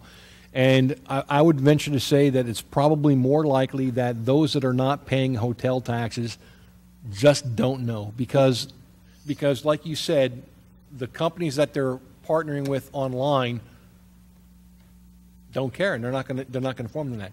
I kind of agree that I think the first step ought to be an education piece. You know, an article in we have that Schertz magazine that covers a lot of great things, and to me, a good article in there that talks about some of these impacts on our community. In this case, short-term rentals. You know, if you're going to do it, here are the things that you need to know, that you need to consider, that you need to be aware of. And I think for a good number of people, it would probably self-correct on its own. And matter of fact, that would be a very easy way to find out if we run some articles and we educate our community on the do's and don'ts of a short-term rental. You know, the next thing you know, let's see if anybody starts filing the hotel tax. If after a year and a half, we run some articles, we do some education, and nobody's paying hotel taxes, and we know that they're doing that business in here, then maybe we can turn around and look at taking the next step and readdressing the issue. So I'm not an advocate for the heavy hand and let's go knocking on doors and holding people accountable for what they should have known as part of their business venture anyway. But I think an education piece to start with would be the right way to go. Mr. Davis, you're asking about code requirements and when Thomas was answering about the rentals and not that there are any fire extinguisher requirements or anything like that. So building code is based on construction type and then also use type. So that's what dictates the requirements for a single family residence. A lot of these short-term rentals, when you go onto the websites, you'll notice that the majority of them are rentals in single-family residences. So then building code requirements that would be applicable for a different use type wouldn't really apply because the home was built to comply with the building code, with certain standards that apply for single-family use. So then a lot of the jurisdictions that when we researched it, their permitting requirement, they attempt to address some of the reoccurring issues. So parking, that's a reoccurring issue that as short-term rentals are occurring within these single-family residents, a lot of the neighbors will complain that there's excessive amounts of vehicles associated with the short-term rentals. So some of these jurisdictions will have requirements to address parking, and then to address life safety. I've seen some of them have requirements for additional insurance because your typical home insurance that you purchase may not cover this type of use, and God forbid something were to happen, the insurance that they have a policy for might not cover it if it were discovered that some incident occurred that were directly related to a rental per se. And then others have pamphlets that they require as part of the permitting, where they are required to provide a pamphlet to the guest, and that's a handout that is required by the city as part of their permitting, that they have to provide a pamphlet with emergency numbers and certain other relevant information. And also I've seen some that they require some sort of posting be affixed on their home. And I didn't read all the details, but I think it might be some sort of little decal to identify that it's a short-term rental. So there's different options, and I've seen other jurisdictions attempt to address some of those concerns for life safety and some of the land use related items such as parking through their permitting requirements. Thank you. Mr. Edwards. Has anyone looked and thought about this? Joint Base San Antonio, I just met with a couple of people this morning, and Joint Base San Antonio is looking at 50,000 additional healthcare professionals being trained here. Short term. That's considered short term, right? So if we're increasing by 50,000 at MedC, think about that. If you think about what they're going to need housing. Is Randolph building housing? Not that I'm aware of. Is Fort Sam actively building housing? Not that I'm aware of. But I can certainly tell you, you drive down Broadway, you drive down New Braunfels, you drive down Indigna Woody Hills, you drive down all these new communities. Venture out. It's not just Schertz, guys. Venture out. It's the greater good of all involved. If you look around, there are new communities popping up everywhere, tons of apartment complexes. And people wonder, where are all these people coming from, right? Well, Shepherd Air Force Base, the whole medical command is basically coming to San Antonio. We have to start thinking much bigger, guys. This is a bigger picture. It's not about, hey, what if I'm going to rat my neighbor out for renting his property out. That's not it. Reality is maybe there needs to be a look at some regulation. Maybe there needs to be some look at some type of ordinance on the book saying you can do it, but just let us know about it. Why? Because if we have to respond to that home, we're putting our first responders at risk if they don't know what's going on. I mean, that's a possibility. I mean, there are things that we really need to take into consideration here. And I think that going forward, we need to educate the public and keep looking at ways to maybe curtail anything crazy from happening. This is my thought. Mr. Crawford. for just a comment, you brought up the insurance issue. The state of Texas has an entire section of Texas Property Code for rental property. It doesn't say short term, it just says rental property. And I would like to think that they're going to look at that and see if some of that would apply. Peepholes in doors, keyless deadbolt locks, smoke detector in every bedroom, basically every room, CO detectors for carbon monoxide. If you have a gas-fired furnace, there's a whole lot of things to consider. Most of that is in houses today. Maybe not a fire extinguisher in every, or a fire detector in every, smoke detector in every room, but the state of Texas has some rules that they could adapt into the short-term rental that might have a value to help. And this may be something that's not as related to the military as it is to just vacationing. I don't know, but most of the military training is, well, I can't give you a number, but a lot of the stuff that's coming here that they do at Fort Sam on the medical side, that's not a 1-month training session. It's a year plus for physician's assistants kind of things and lab techs and all those things. There's a lot of stuff that isn't short-term rental, and that's probably why we see a lot of the growth. But there is a lot of vacation stuff in this area. San Antonio is a place people want to come to. So I think we're at the front, and I think we need to keep monitoring it. And I think the education is very important. It's just going to take us time. We had a lot of good comments made tonight, interesting things pop up, different ideas. I think we need to continue that and try to corral it in a way that does have value for us down the road, keeps us out of trouble. We don't need a big fire in somebody's house and kill 6 pilots. That would not look good on the front paper either. Thank you. Anyone else? A couple thoughts. First and foremost, I don't know what neighborhoods you guys live in, but I know the status of every house on my street. I know my neighbors. I know there's a house across the street, 2 down to the left, that's been a rental property for probably a decade. And there have been some folks that have been there long term. There have been some folks that have been there short term, relatively short term. And there's never been a problem. Other than in between renters, sometimes the yard didn't get cut. So I trespassed and went and cut their yard.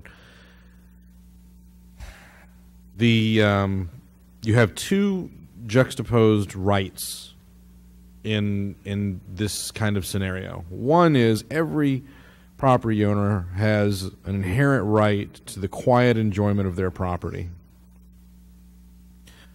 however that's defined.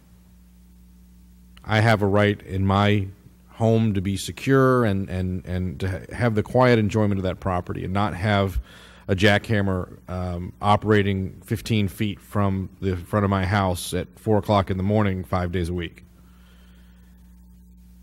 On the other hand, if I own 2 or 3 houses and I want to use them as rental properties, then I feel I've got a right to do that too.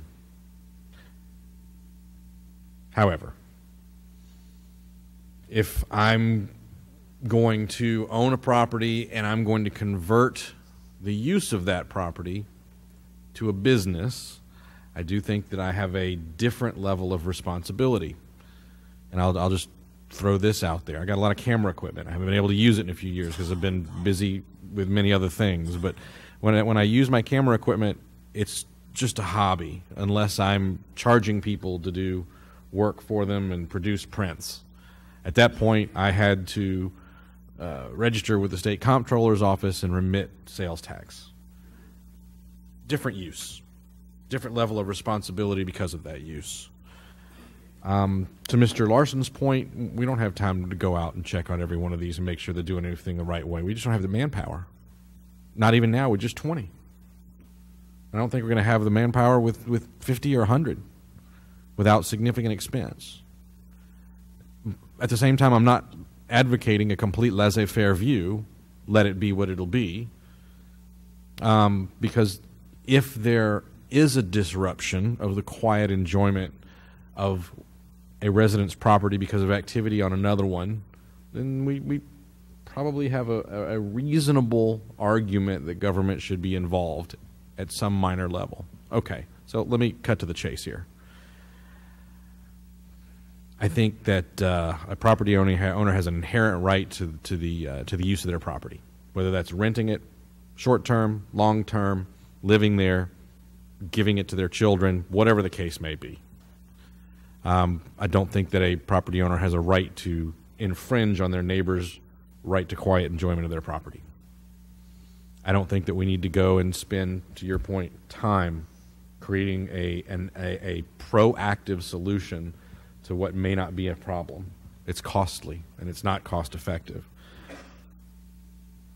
But I do think that it would be reasonable to have the bar set just a bit higher for folks that want to engage in this business than for someone who's simply living in a home. I do think that as long as it's not bothering their neighbors, it's not problematic. If it begins to bother the neighbors, if the neighbors are no longer able to have the quiet enjoyment of their property, there's an issue. And how we deal with that is something we're going to have to discuss and figure out. How intrusive do we want to be as a government entity? And I apologize for monologuing, but every once in a while I feel the need. I was visiting in Germany about 7 years ago, and my observation may not be accurate, I never saw police out patrolling. But if you messed up, they were there in a hurry. And man, the fines were awful if you messed up. Maybe that's the proper model. We're not going to go and monitor who's doing this, that, and the other. But if you get caught messing up and doing something wrong, it's going to be painful. Now to Mr. Edwards' point and Mr. Davis' point, we really better educate our public before we go and bring down the hammer. But I do think that staff and code enforcement and law enforcement, while not going out and actively seeking to regulate, do need to have a hammer for those that can't do it in a way that's respectful of their neighbors. I think if I've kind of captured the view of council, I'm getting a bunch of nods. You may not, and it's okay, and that's okay. I have that conversation over there. And we should have this conversation again. We should revisit this, but I think if a property owner wants to make use of their property in a way that profits them and doesn't harm their neighbors, go do it. If you mess up and you're harming others, there ought to be some level of consequence. And I think that if this council works through that in future discussions, not tonight, we're not going to solve it this evening, continue the discussion, continue to get input from staff, continue to see what's going on in our community, continue to talk to residents and understand what their experience of this is, we can come up with something that is, in fact, to Mr. Larson's point, Schertz, elegant, not a copy of someone else's ordinance. So there we have it. Anything else, council? All right, let's move on. Thank you, Council. Thank you. Mr. Mayor. Appreciate it, staff. The next thing that we have this evening, a discussion, possible action regarding proposed workshop-only meetings on the third Tuesdays of the month as needed. Mr. James? Thank you, Mayor. Interesting that we should have this as we're conducting workshops. Well, funny how that happens, that we have this item that we think may have different viewpoints, and then we talk about, do we need to assign some time to talk about things? One of the things that I think staff struggles with is we have a lot of work, a lot of items we want to bring to council. We want to have thoughtful dialogue and discussion from council. We are fully aware that at times agendas get overloaded, items take longer than we think, and frankly, we all get sort of tired and a bit worn out, and it limits our ability to sort of have that dialogue. The other part of it is when you have a whole lot of items on an agenda, you have no end time set. It creates a challenge to have thoughtful discussion and dialogue. And so one of the things we wanted to float past you was whether or not council felt like they were open to utilizing those third Tuesdays of the month that we no longer typically have meetings, and if we don't have a council on the go, that in advance staff could say, here's a topic we'd like to have a conversation with you about. We'd like to do it as a standalone item with typically just one, possibly two items to discuss that evening, but normally we'd limit it to one. We'd ideally set a time frame that we would meet for an hour and a half, and that's it. Wherever we are, we're done, we stop, so that it doesn't have the potential to drag on. But that the idea is that we would bring up to council a few weeks in advance of that Tuesday and say, here's a topic that we've got that we'd like to talk about. So, for instance, at the retreat, we talked a little bit about those local flavor incentives that we might do, and the general discussion seems to be geared them toward the Main Street area. We'd like to come back to council and say, based on that limited discussion and direction, here would be the proposal that we think is consistent with what council directed us to do. The other thing we've got pending out there is the police department has a solicitation or no solicitation ordinance that they've been working on that probably is well served. That maybe like this item is sort of multifaceted, different opinions. We'd like to have that open dialogue and discussion. So again, what we wanted to do is talk to council to see how that might work. The challenge there obviously is y'all don't have it on your calendar. You're not necessarily planning for it. You may make other arrangements, and so everybody can't necessarily be there. So it's not perfect. But the idea was that we would, a few weeks in advance of that, say, here's a topic that we've got that we feel like warrants a separate work session on it. The idea is to sort of do it on the third Tuesday of the month at 6. We would typically for those we provide materials in advance, more than just the weekend, maybe a week or so to let you read through, understand, be able to call staff and ask questions. We typically assign a time frame to it, go from 6 to 7 o'clock, and then see at that meeting if council said, yeah, in 3 weeks let's plan to do that on the agenda, enough folks can make it.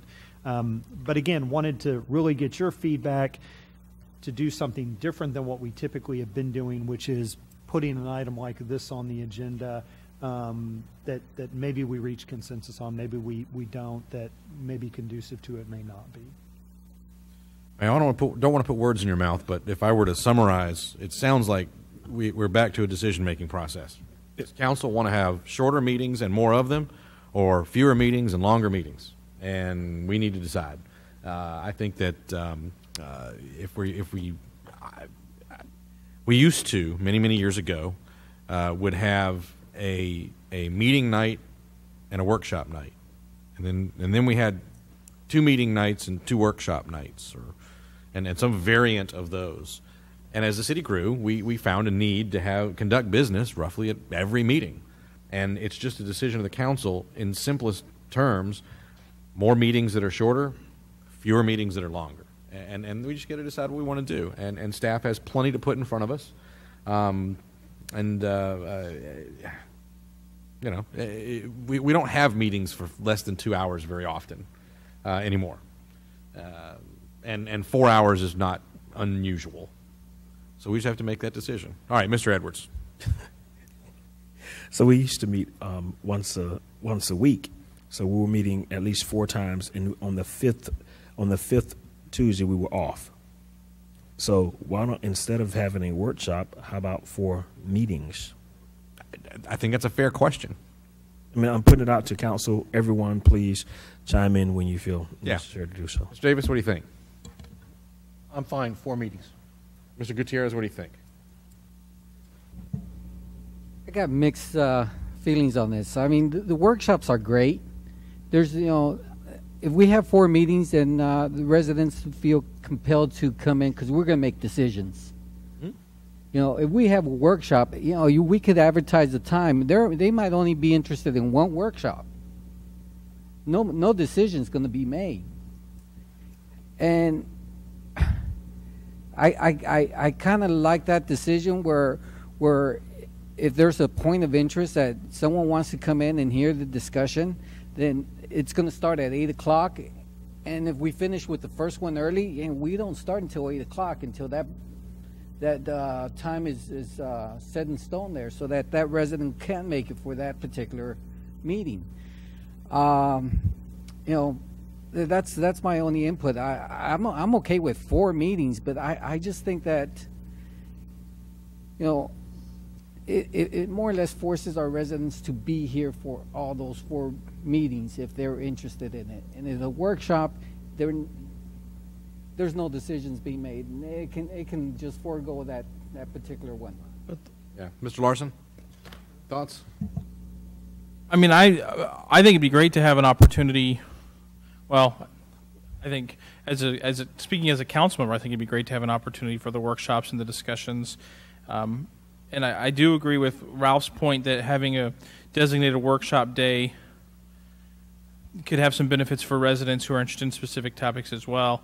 It certainly is challenging to add an additional commitment to the calendar, but I think it's worthwhile, and it kind of fits the commitment we've made. And we do enjoy I do enjoy the workshops and having the discussion and back and forth, and it's a little bit harder when it's almost 9 o'clock and we're starting workshops and our brains are fried. And so having a day where we can be kind of mentally and emotionally prepared for that would be helpful. So I'm open to it. I think it could be a great benefit to all involved. Dr. Scagliola, what do you think? Yeah, if you could promise to keep it to an hour, that's fine. I usually set aside the third Tuesday of the month to go to a recap meeting. But that starts at 7. We could have a workshop between 6 and 7 without any problem. I could still make all my meetings on time. One other thing to consider is occasionally there's a 5th week in the month. Maybe setting aside the 5th week of the month for a workshop, because they only happen periodically.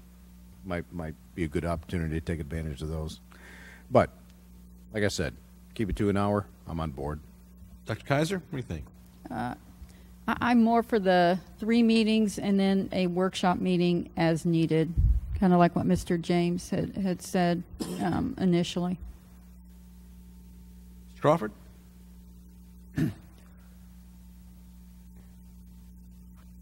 I would like to know if we would have to we have to start out with a workshop every month on the 3rd Tuesday.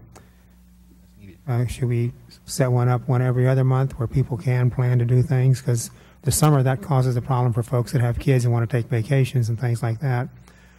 As not having kids and such, I could have a meeting every 3rd Thursday. Every 3rd Tuesday. It wouldn't make a bit of difference, but if I wanted to go someplace, it certainly would cut into travel, and I'd prefer not to miss these meetings. So if we want to talk about doing one every month or one every other month, or because we need telling me 2 weeks in advance, Brian, as we talked about the other day.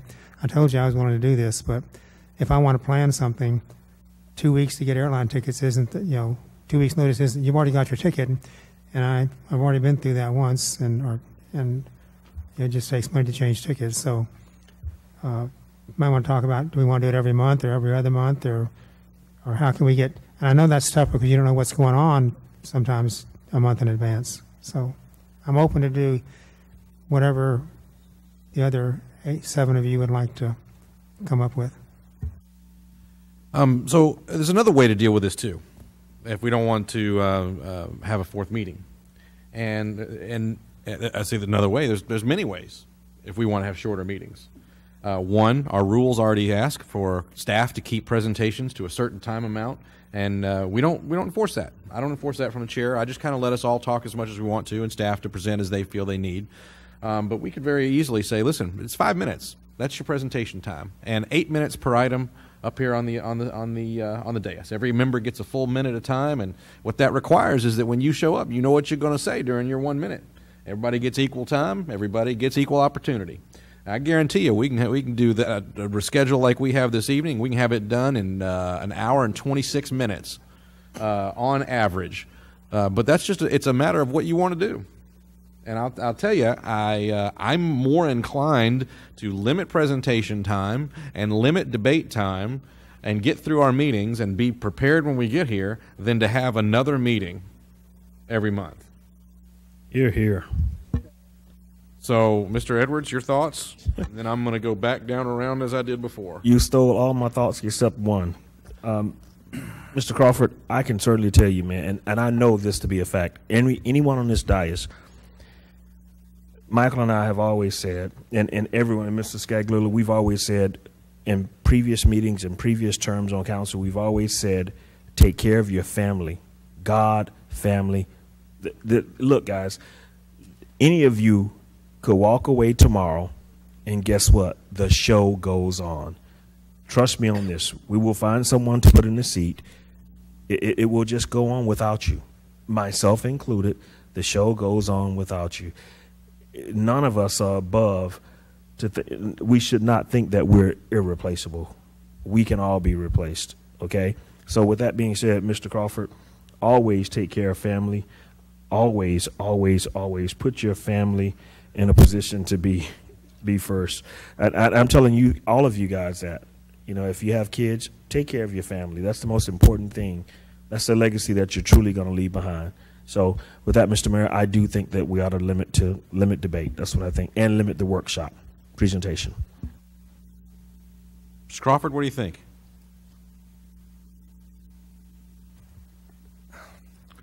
I'm in that unique position without having much of a family. But I have told several people, and Mr. James will attest to it, Ms. Gonzalez, that we need to be out of here, get back with your family, your kids. I've said that numerous times. I feel that way. Even I get tired and grouchy at 10 o'clock at night. I don't make as good a decision, maybe. But don't feel bad. I'm right there with you. And I'm early tonight. So, I mean, we can't do what we did last week every time. You understand, Mr. Mayor. I do want to say one thing for staff as a compliment. And I told Mr. James the other day, the packets we get are pretty good, to say the least. It may not have everything in it that I need, and that's why I call staff and talk to them, and they know that. Mr. Waite knows that as of today because I talked to him and Brian. So if we want to shorten things, let's not shorten the detail and the information we get in our packets, because that's the only kind of a Bible we have before we get here. We don't have the mayor's experience, or Mr. Edwards, or Mr. Scagliola, or the other folks up here that are on council. So I will do what everybody wants to do, but I do think that what Mr. Edwards said is very important. Y'all's families have value. Watching the kids, the grandkids, for some of us, some of y'all, that's important. We do need to make good decisions. And I like our once a quarter Friday meetings we have. I don't want to see that stop. But there's a ton of work and not a ton of time necessarily when you think all these things together. Yeah, so, in our rules of procedure, motion number 10 is a motion to extend debate. If we limit debate and a majority of council wants to go on, we can always do that. So just something to consider. Dr. Kaiser? I agree completely with you, Mr. Mayor. I think, if we come prepared, if we've read the packet and we know what we're going to be discussing, we should be able to limit that. A lot of times I think, we're just repeating ourselves. And I agree with you. And sometimes I like to do that, and then I watch the video and say, why did I say the exact same thing 3 times? I agree. Guilty. Dr. Scagliola, what do you think? Yeah, I'm all for the quality of discussion. That's paramount. But yeah, we can shorten the quantity. That's for sure. I've hinted to our city secretary, hey, why don't you start the timer, okay?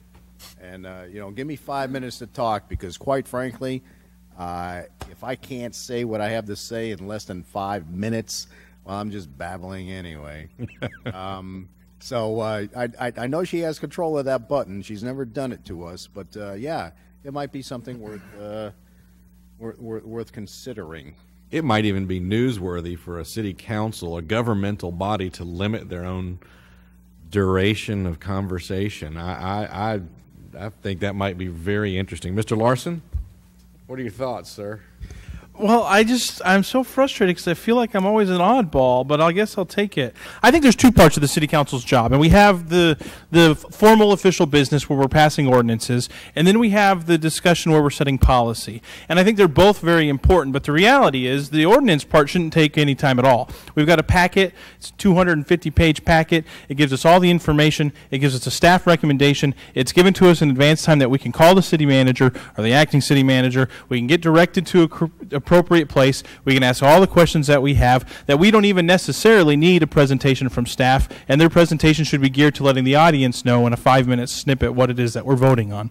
There's not a lot of necessary need for discussion on 98% of those items. There may be a couple items in which they're more controversial, or they're more challenging, or they do have a direct influence on what our policy means that we should discuss longer. But that portion, the formal business, we should be able to have most of that in the consent agenda item, quite frankly. But when it comes to the workshops where we're discussing policy, I think that's what the heart of council is about. That's what our job is. And those are long conversations. Those can involve repeating ourselves a lot. They should be debating to some degree, with professionalism, of course, because what we're doing there is we're setting the course of what the next council in 5, 6, 7 years is going to be voting on rather quickly in consent agenda items from formalized ordinances that they just got a 200-page packet on. And so I think separating those two roles is very important. And look, sometimes, this is where elected officials get in trouble, but sometimes being on council sucks. Sometimes it really does. And you get your packet and you're like, man, what did I sign up for? Why did I do this? And you get tired of coming to meetings. Everybody's up here's been there. So if you talk to somebody and say they haven't been there, they're lying to you. We've all been there. Overall, I like being on council, and I think everybody else here does too, because what we do is sometimes, while it does stink, it is meaningful, and it is meaningful work. And sometimes the movement of government is slow, and it should be slow. It should be slow. Sometimes we should talk for an hour and a half about whether or not we should move forward with regulating short-term rentals. Because what we're doing is we're setting policy that's meaningful for a city, that's going to have an impact on what the city looks like in 5, 10, 15, 20 years. And if we're not willing to commit 2 hours of a tiresome, repetitive conversation to that, then I think we're in the wrong role. So I think we should separate council's role very simplified into, like I said, the formal portion. Look, there's no reason for us to spend a ton of time on 98% of those. But when it comes to policy discussions that are paving the pathway to Schertz's future, I think we should be willing to spend the time on it. So I'm not going to comment in between each person I call on, but well, maybe I am. So listening to what you're saying, maybe the staff presentation is limited to 5 minutes on the normal and routine discussion items, and debate is limited to 8 minutes amongst the members. Every member getting a minute, and then maybe on workshop items, it's a slightly different standard. Maybe it's 3 minutes each member on that one. You'd be very surprised, I think, what you can say and accomplish in a minute or in 3 minutes when you get into the routine of knowing that's what you have. And then, of course, and then, and again, there's always an opportunity for the majority of the council to simply make a motion to extend debate, and add time and decide what that time is. And you're basically saying, okay, the baseline is what we've said it is. However, I'm going to make a motion to extend time. This is not an actual motion, it's an example. To extend time for each member by 3 minutes. And then the council can decide if they want to do that. And I can manage that. It's challenging. I would have to practice and get into the habit of it as well. And one of the reasons I bring this up is I'm concerned about somewhere down the road we continue the way that we are, and we set a precedent for future councils, and they're going to be like San Antonio, got an A session in the morning and got a B session in the afternoon, and it's an 8-hour affair if you're lucky. I don't want to get there personally. So let me stop first, Mr. Gutierrez. No. I'm not trying to, by the way, demonstrate what happens when we don't have time limits by talking. I think San Antonio also makes about $45,000 with the budget. Anyway, Mr. Gutierrez, I'm sorry. That's part of our responsibility, is being prepared so that we can make informed decisions. And if you're not here prepared, then you really shouldn't be on council. I have no problems, limiting time. I'm a man of few words. I get all my questions answered. So some of my council members here might seem differently when they need a little more time to discuss their issues. But I'm all for it. I mean, limiting the time, as long as the information is provided to the residents so that they know exactly what we're voting on, because the majority of them do not get the packages or do not go into the packages as well as we do. They only look at a small little snapshot of what we're discussing. As long as it's presented to the residents where they know what our decisions, why we're making those decisions, I'm all for it. Mr. Davis? I didn't realize you were going to go this way and then back down this way, but this Well, I is mean, gonna in the absence of any normal procedure that we've established, I'm kind of free as the chair to do that. Mr. Mayor, it's great that you keep us guessing. This is going to come as a shock because I agree. You're not alone, Mr. Larson. I agree with you 100%.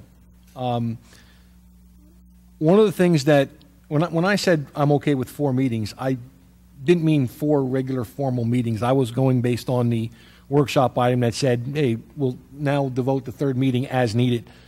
But I agree with Councilman Larson. You know, there's a lot of things that we do. And again, by the way, thanks. Since I was out last week in the hospital, I see that you took everything and put it on consent and had the 30-minute meeting last week while I wasn't here. There's a lot of things that we do, and like I said, when we get our packets, and if it's a 200-page packet, it's a good night, because I've seen them as high as like 700 or more since I've been on council. Those things are, again, easy for us to address because we get a great packet that tells us the staff's recommendation, all the supporting documentation. But, you know, in the case of these workshops, like tonight, we spent a considerable amount of time talking about short-term rentals because the only thing that we got coming in tonight was a one line on our agenda that says presentation discussion regarding short-term rentals. There was no staff recommendation. So, I mean, I'm kind of concerned about, and again, we have an option, limiting debate, limiting discussion. We have the option to extend it. I think that might not be a problem if we could get a bit more information on these workshops ahead of time. Some of these workshops are very contentious and very prone to a very engaged dialogue among the council. Case in point, we had discussions talking about the roadway impact fee before we ever got to the point of putting the roadway impact fee on the agenda. Once it's on the agenda for us to take action, it's you read the header, Mayor, and we vote on it and it's done. That's a 1-minute process.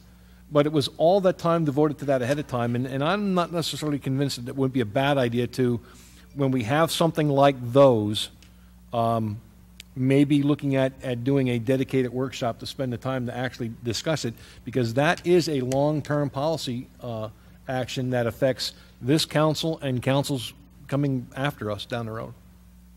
So I tend to think that I still tend to think that limiting presentation time, and there may be an occasion where we say, listen, we've rehearsed this, we can't do it in less than 7 minutes. Fine, we can deal with that. I think that limiting debate is a reasonable thing, and as long as it's equal for everyone gets the same opportunity. I think that's a valuable thing. And the way that you mitigate not having enough time to talk about something, I think, is you have a motion to extend debate and you add time for all the members.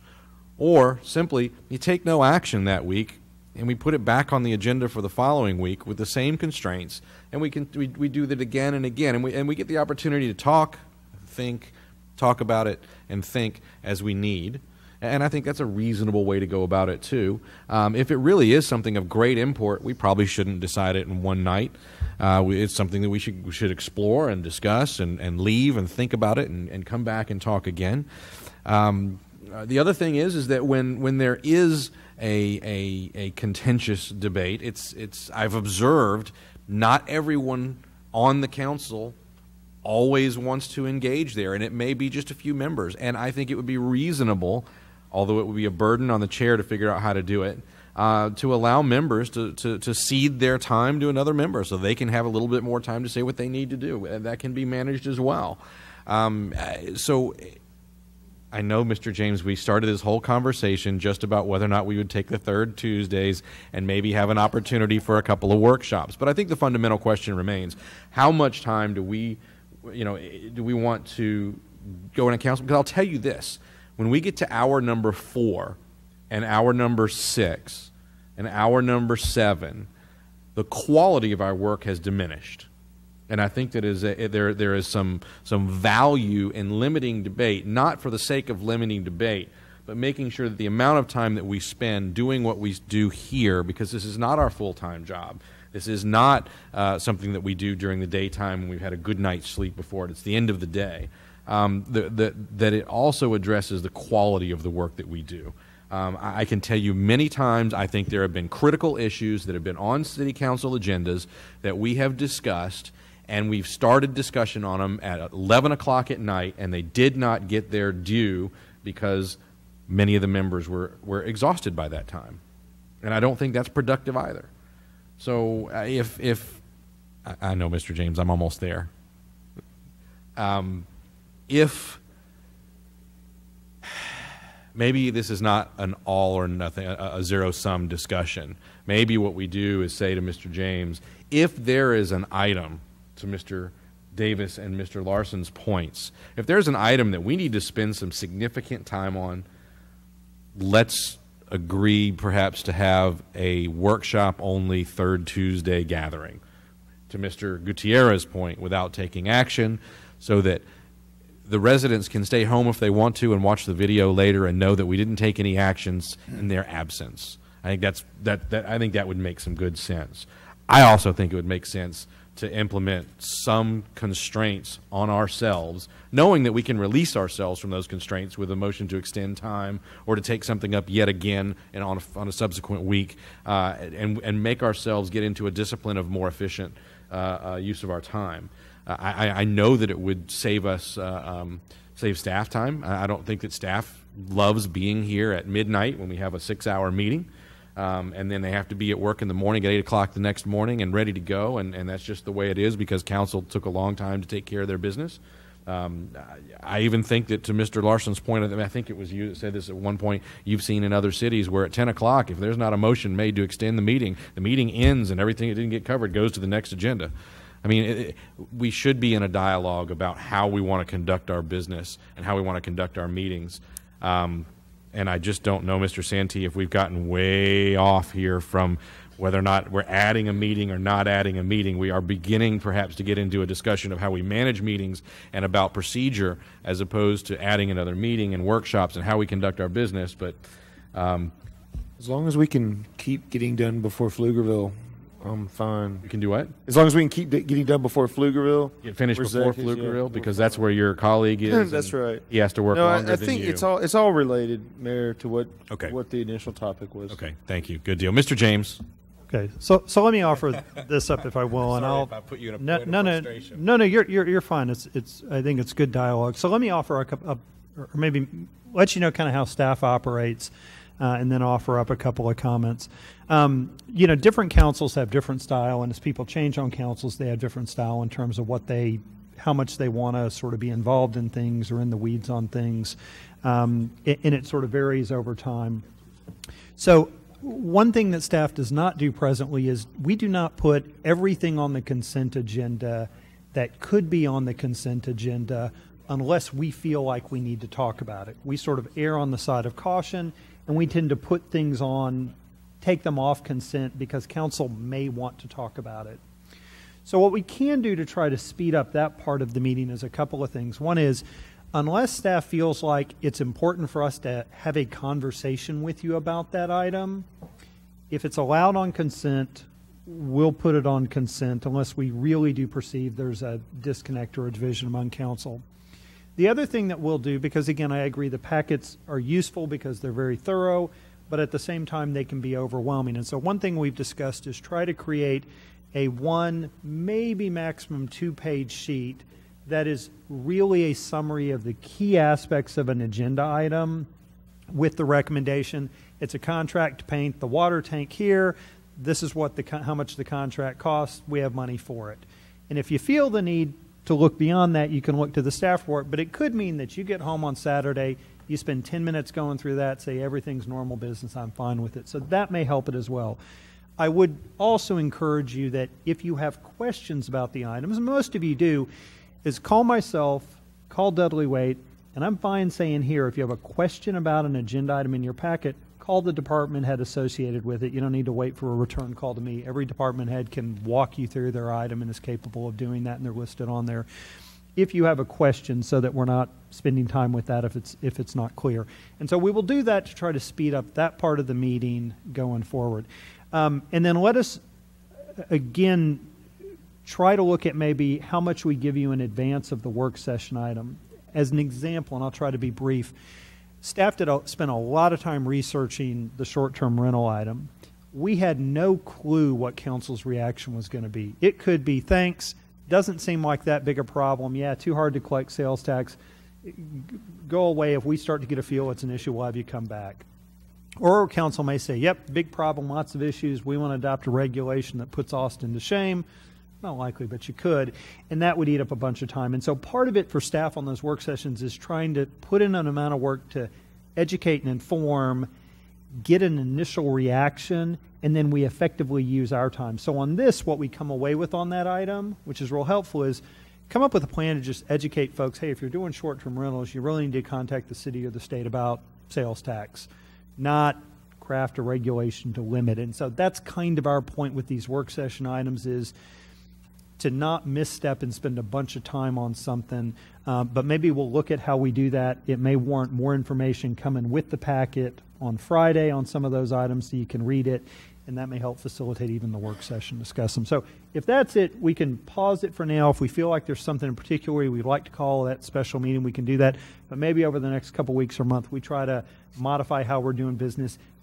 And you guys, please give us feedback on that, and we'll see where that goes. And happy to try that for a month, and then we'll take a crack at it. Mr. Crawford?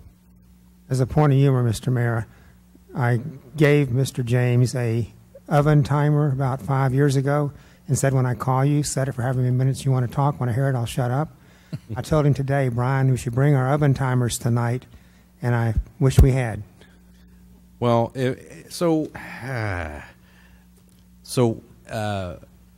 Mrs. Dennis, let's have an agenda item on our next meeting to discuss our rules of procedure, and with a discussion and potential action.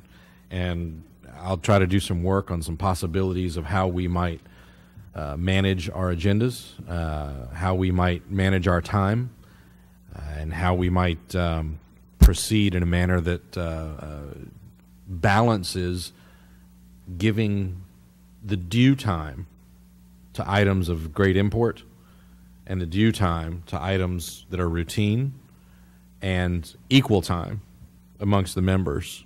Mr. Larson gave me a comment that will challenge me in that, and that is, what happens when you have 5 members leaning one way on a matter of import and 2 members leading on another way? Well, now you got 5 minutes that could be easily devoted to one view, and the minority view of 2 has got 2 minutes. And I'll think about that and how that might be mitigated, or if it should be mitigated, or if that's just simply the natural progression of getting to the majority answer. So let's have that on our next agenda, and we'll continue the discussion. So a discussion, possible action regarding council rules of procedure. And we'll see what we might do. Mr. Crawford? With a time limit on how long we talk? We don't have any time limits yet. We don't have any time limits yet. But we'll talk about time limits, perhaps ad infinitum. We'll see. All right. You got what you need, Mr. James, on that one? Yes, thank you, Mayor. All right, then we're going to move on to the next workshop. And maybe we limit the number of workshops we have, right? Maybe we say, listen, it's two, and we're going to have a 5-minute presentation, and we're going to limit commentary and debate to 3 minutes per member. Think about that, and we'll talk about it next time. So, Dudley, you've got a discussion on short-term. I'll tell you what. Yeah, I'll do that at the end.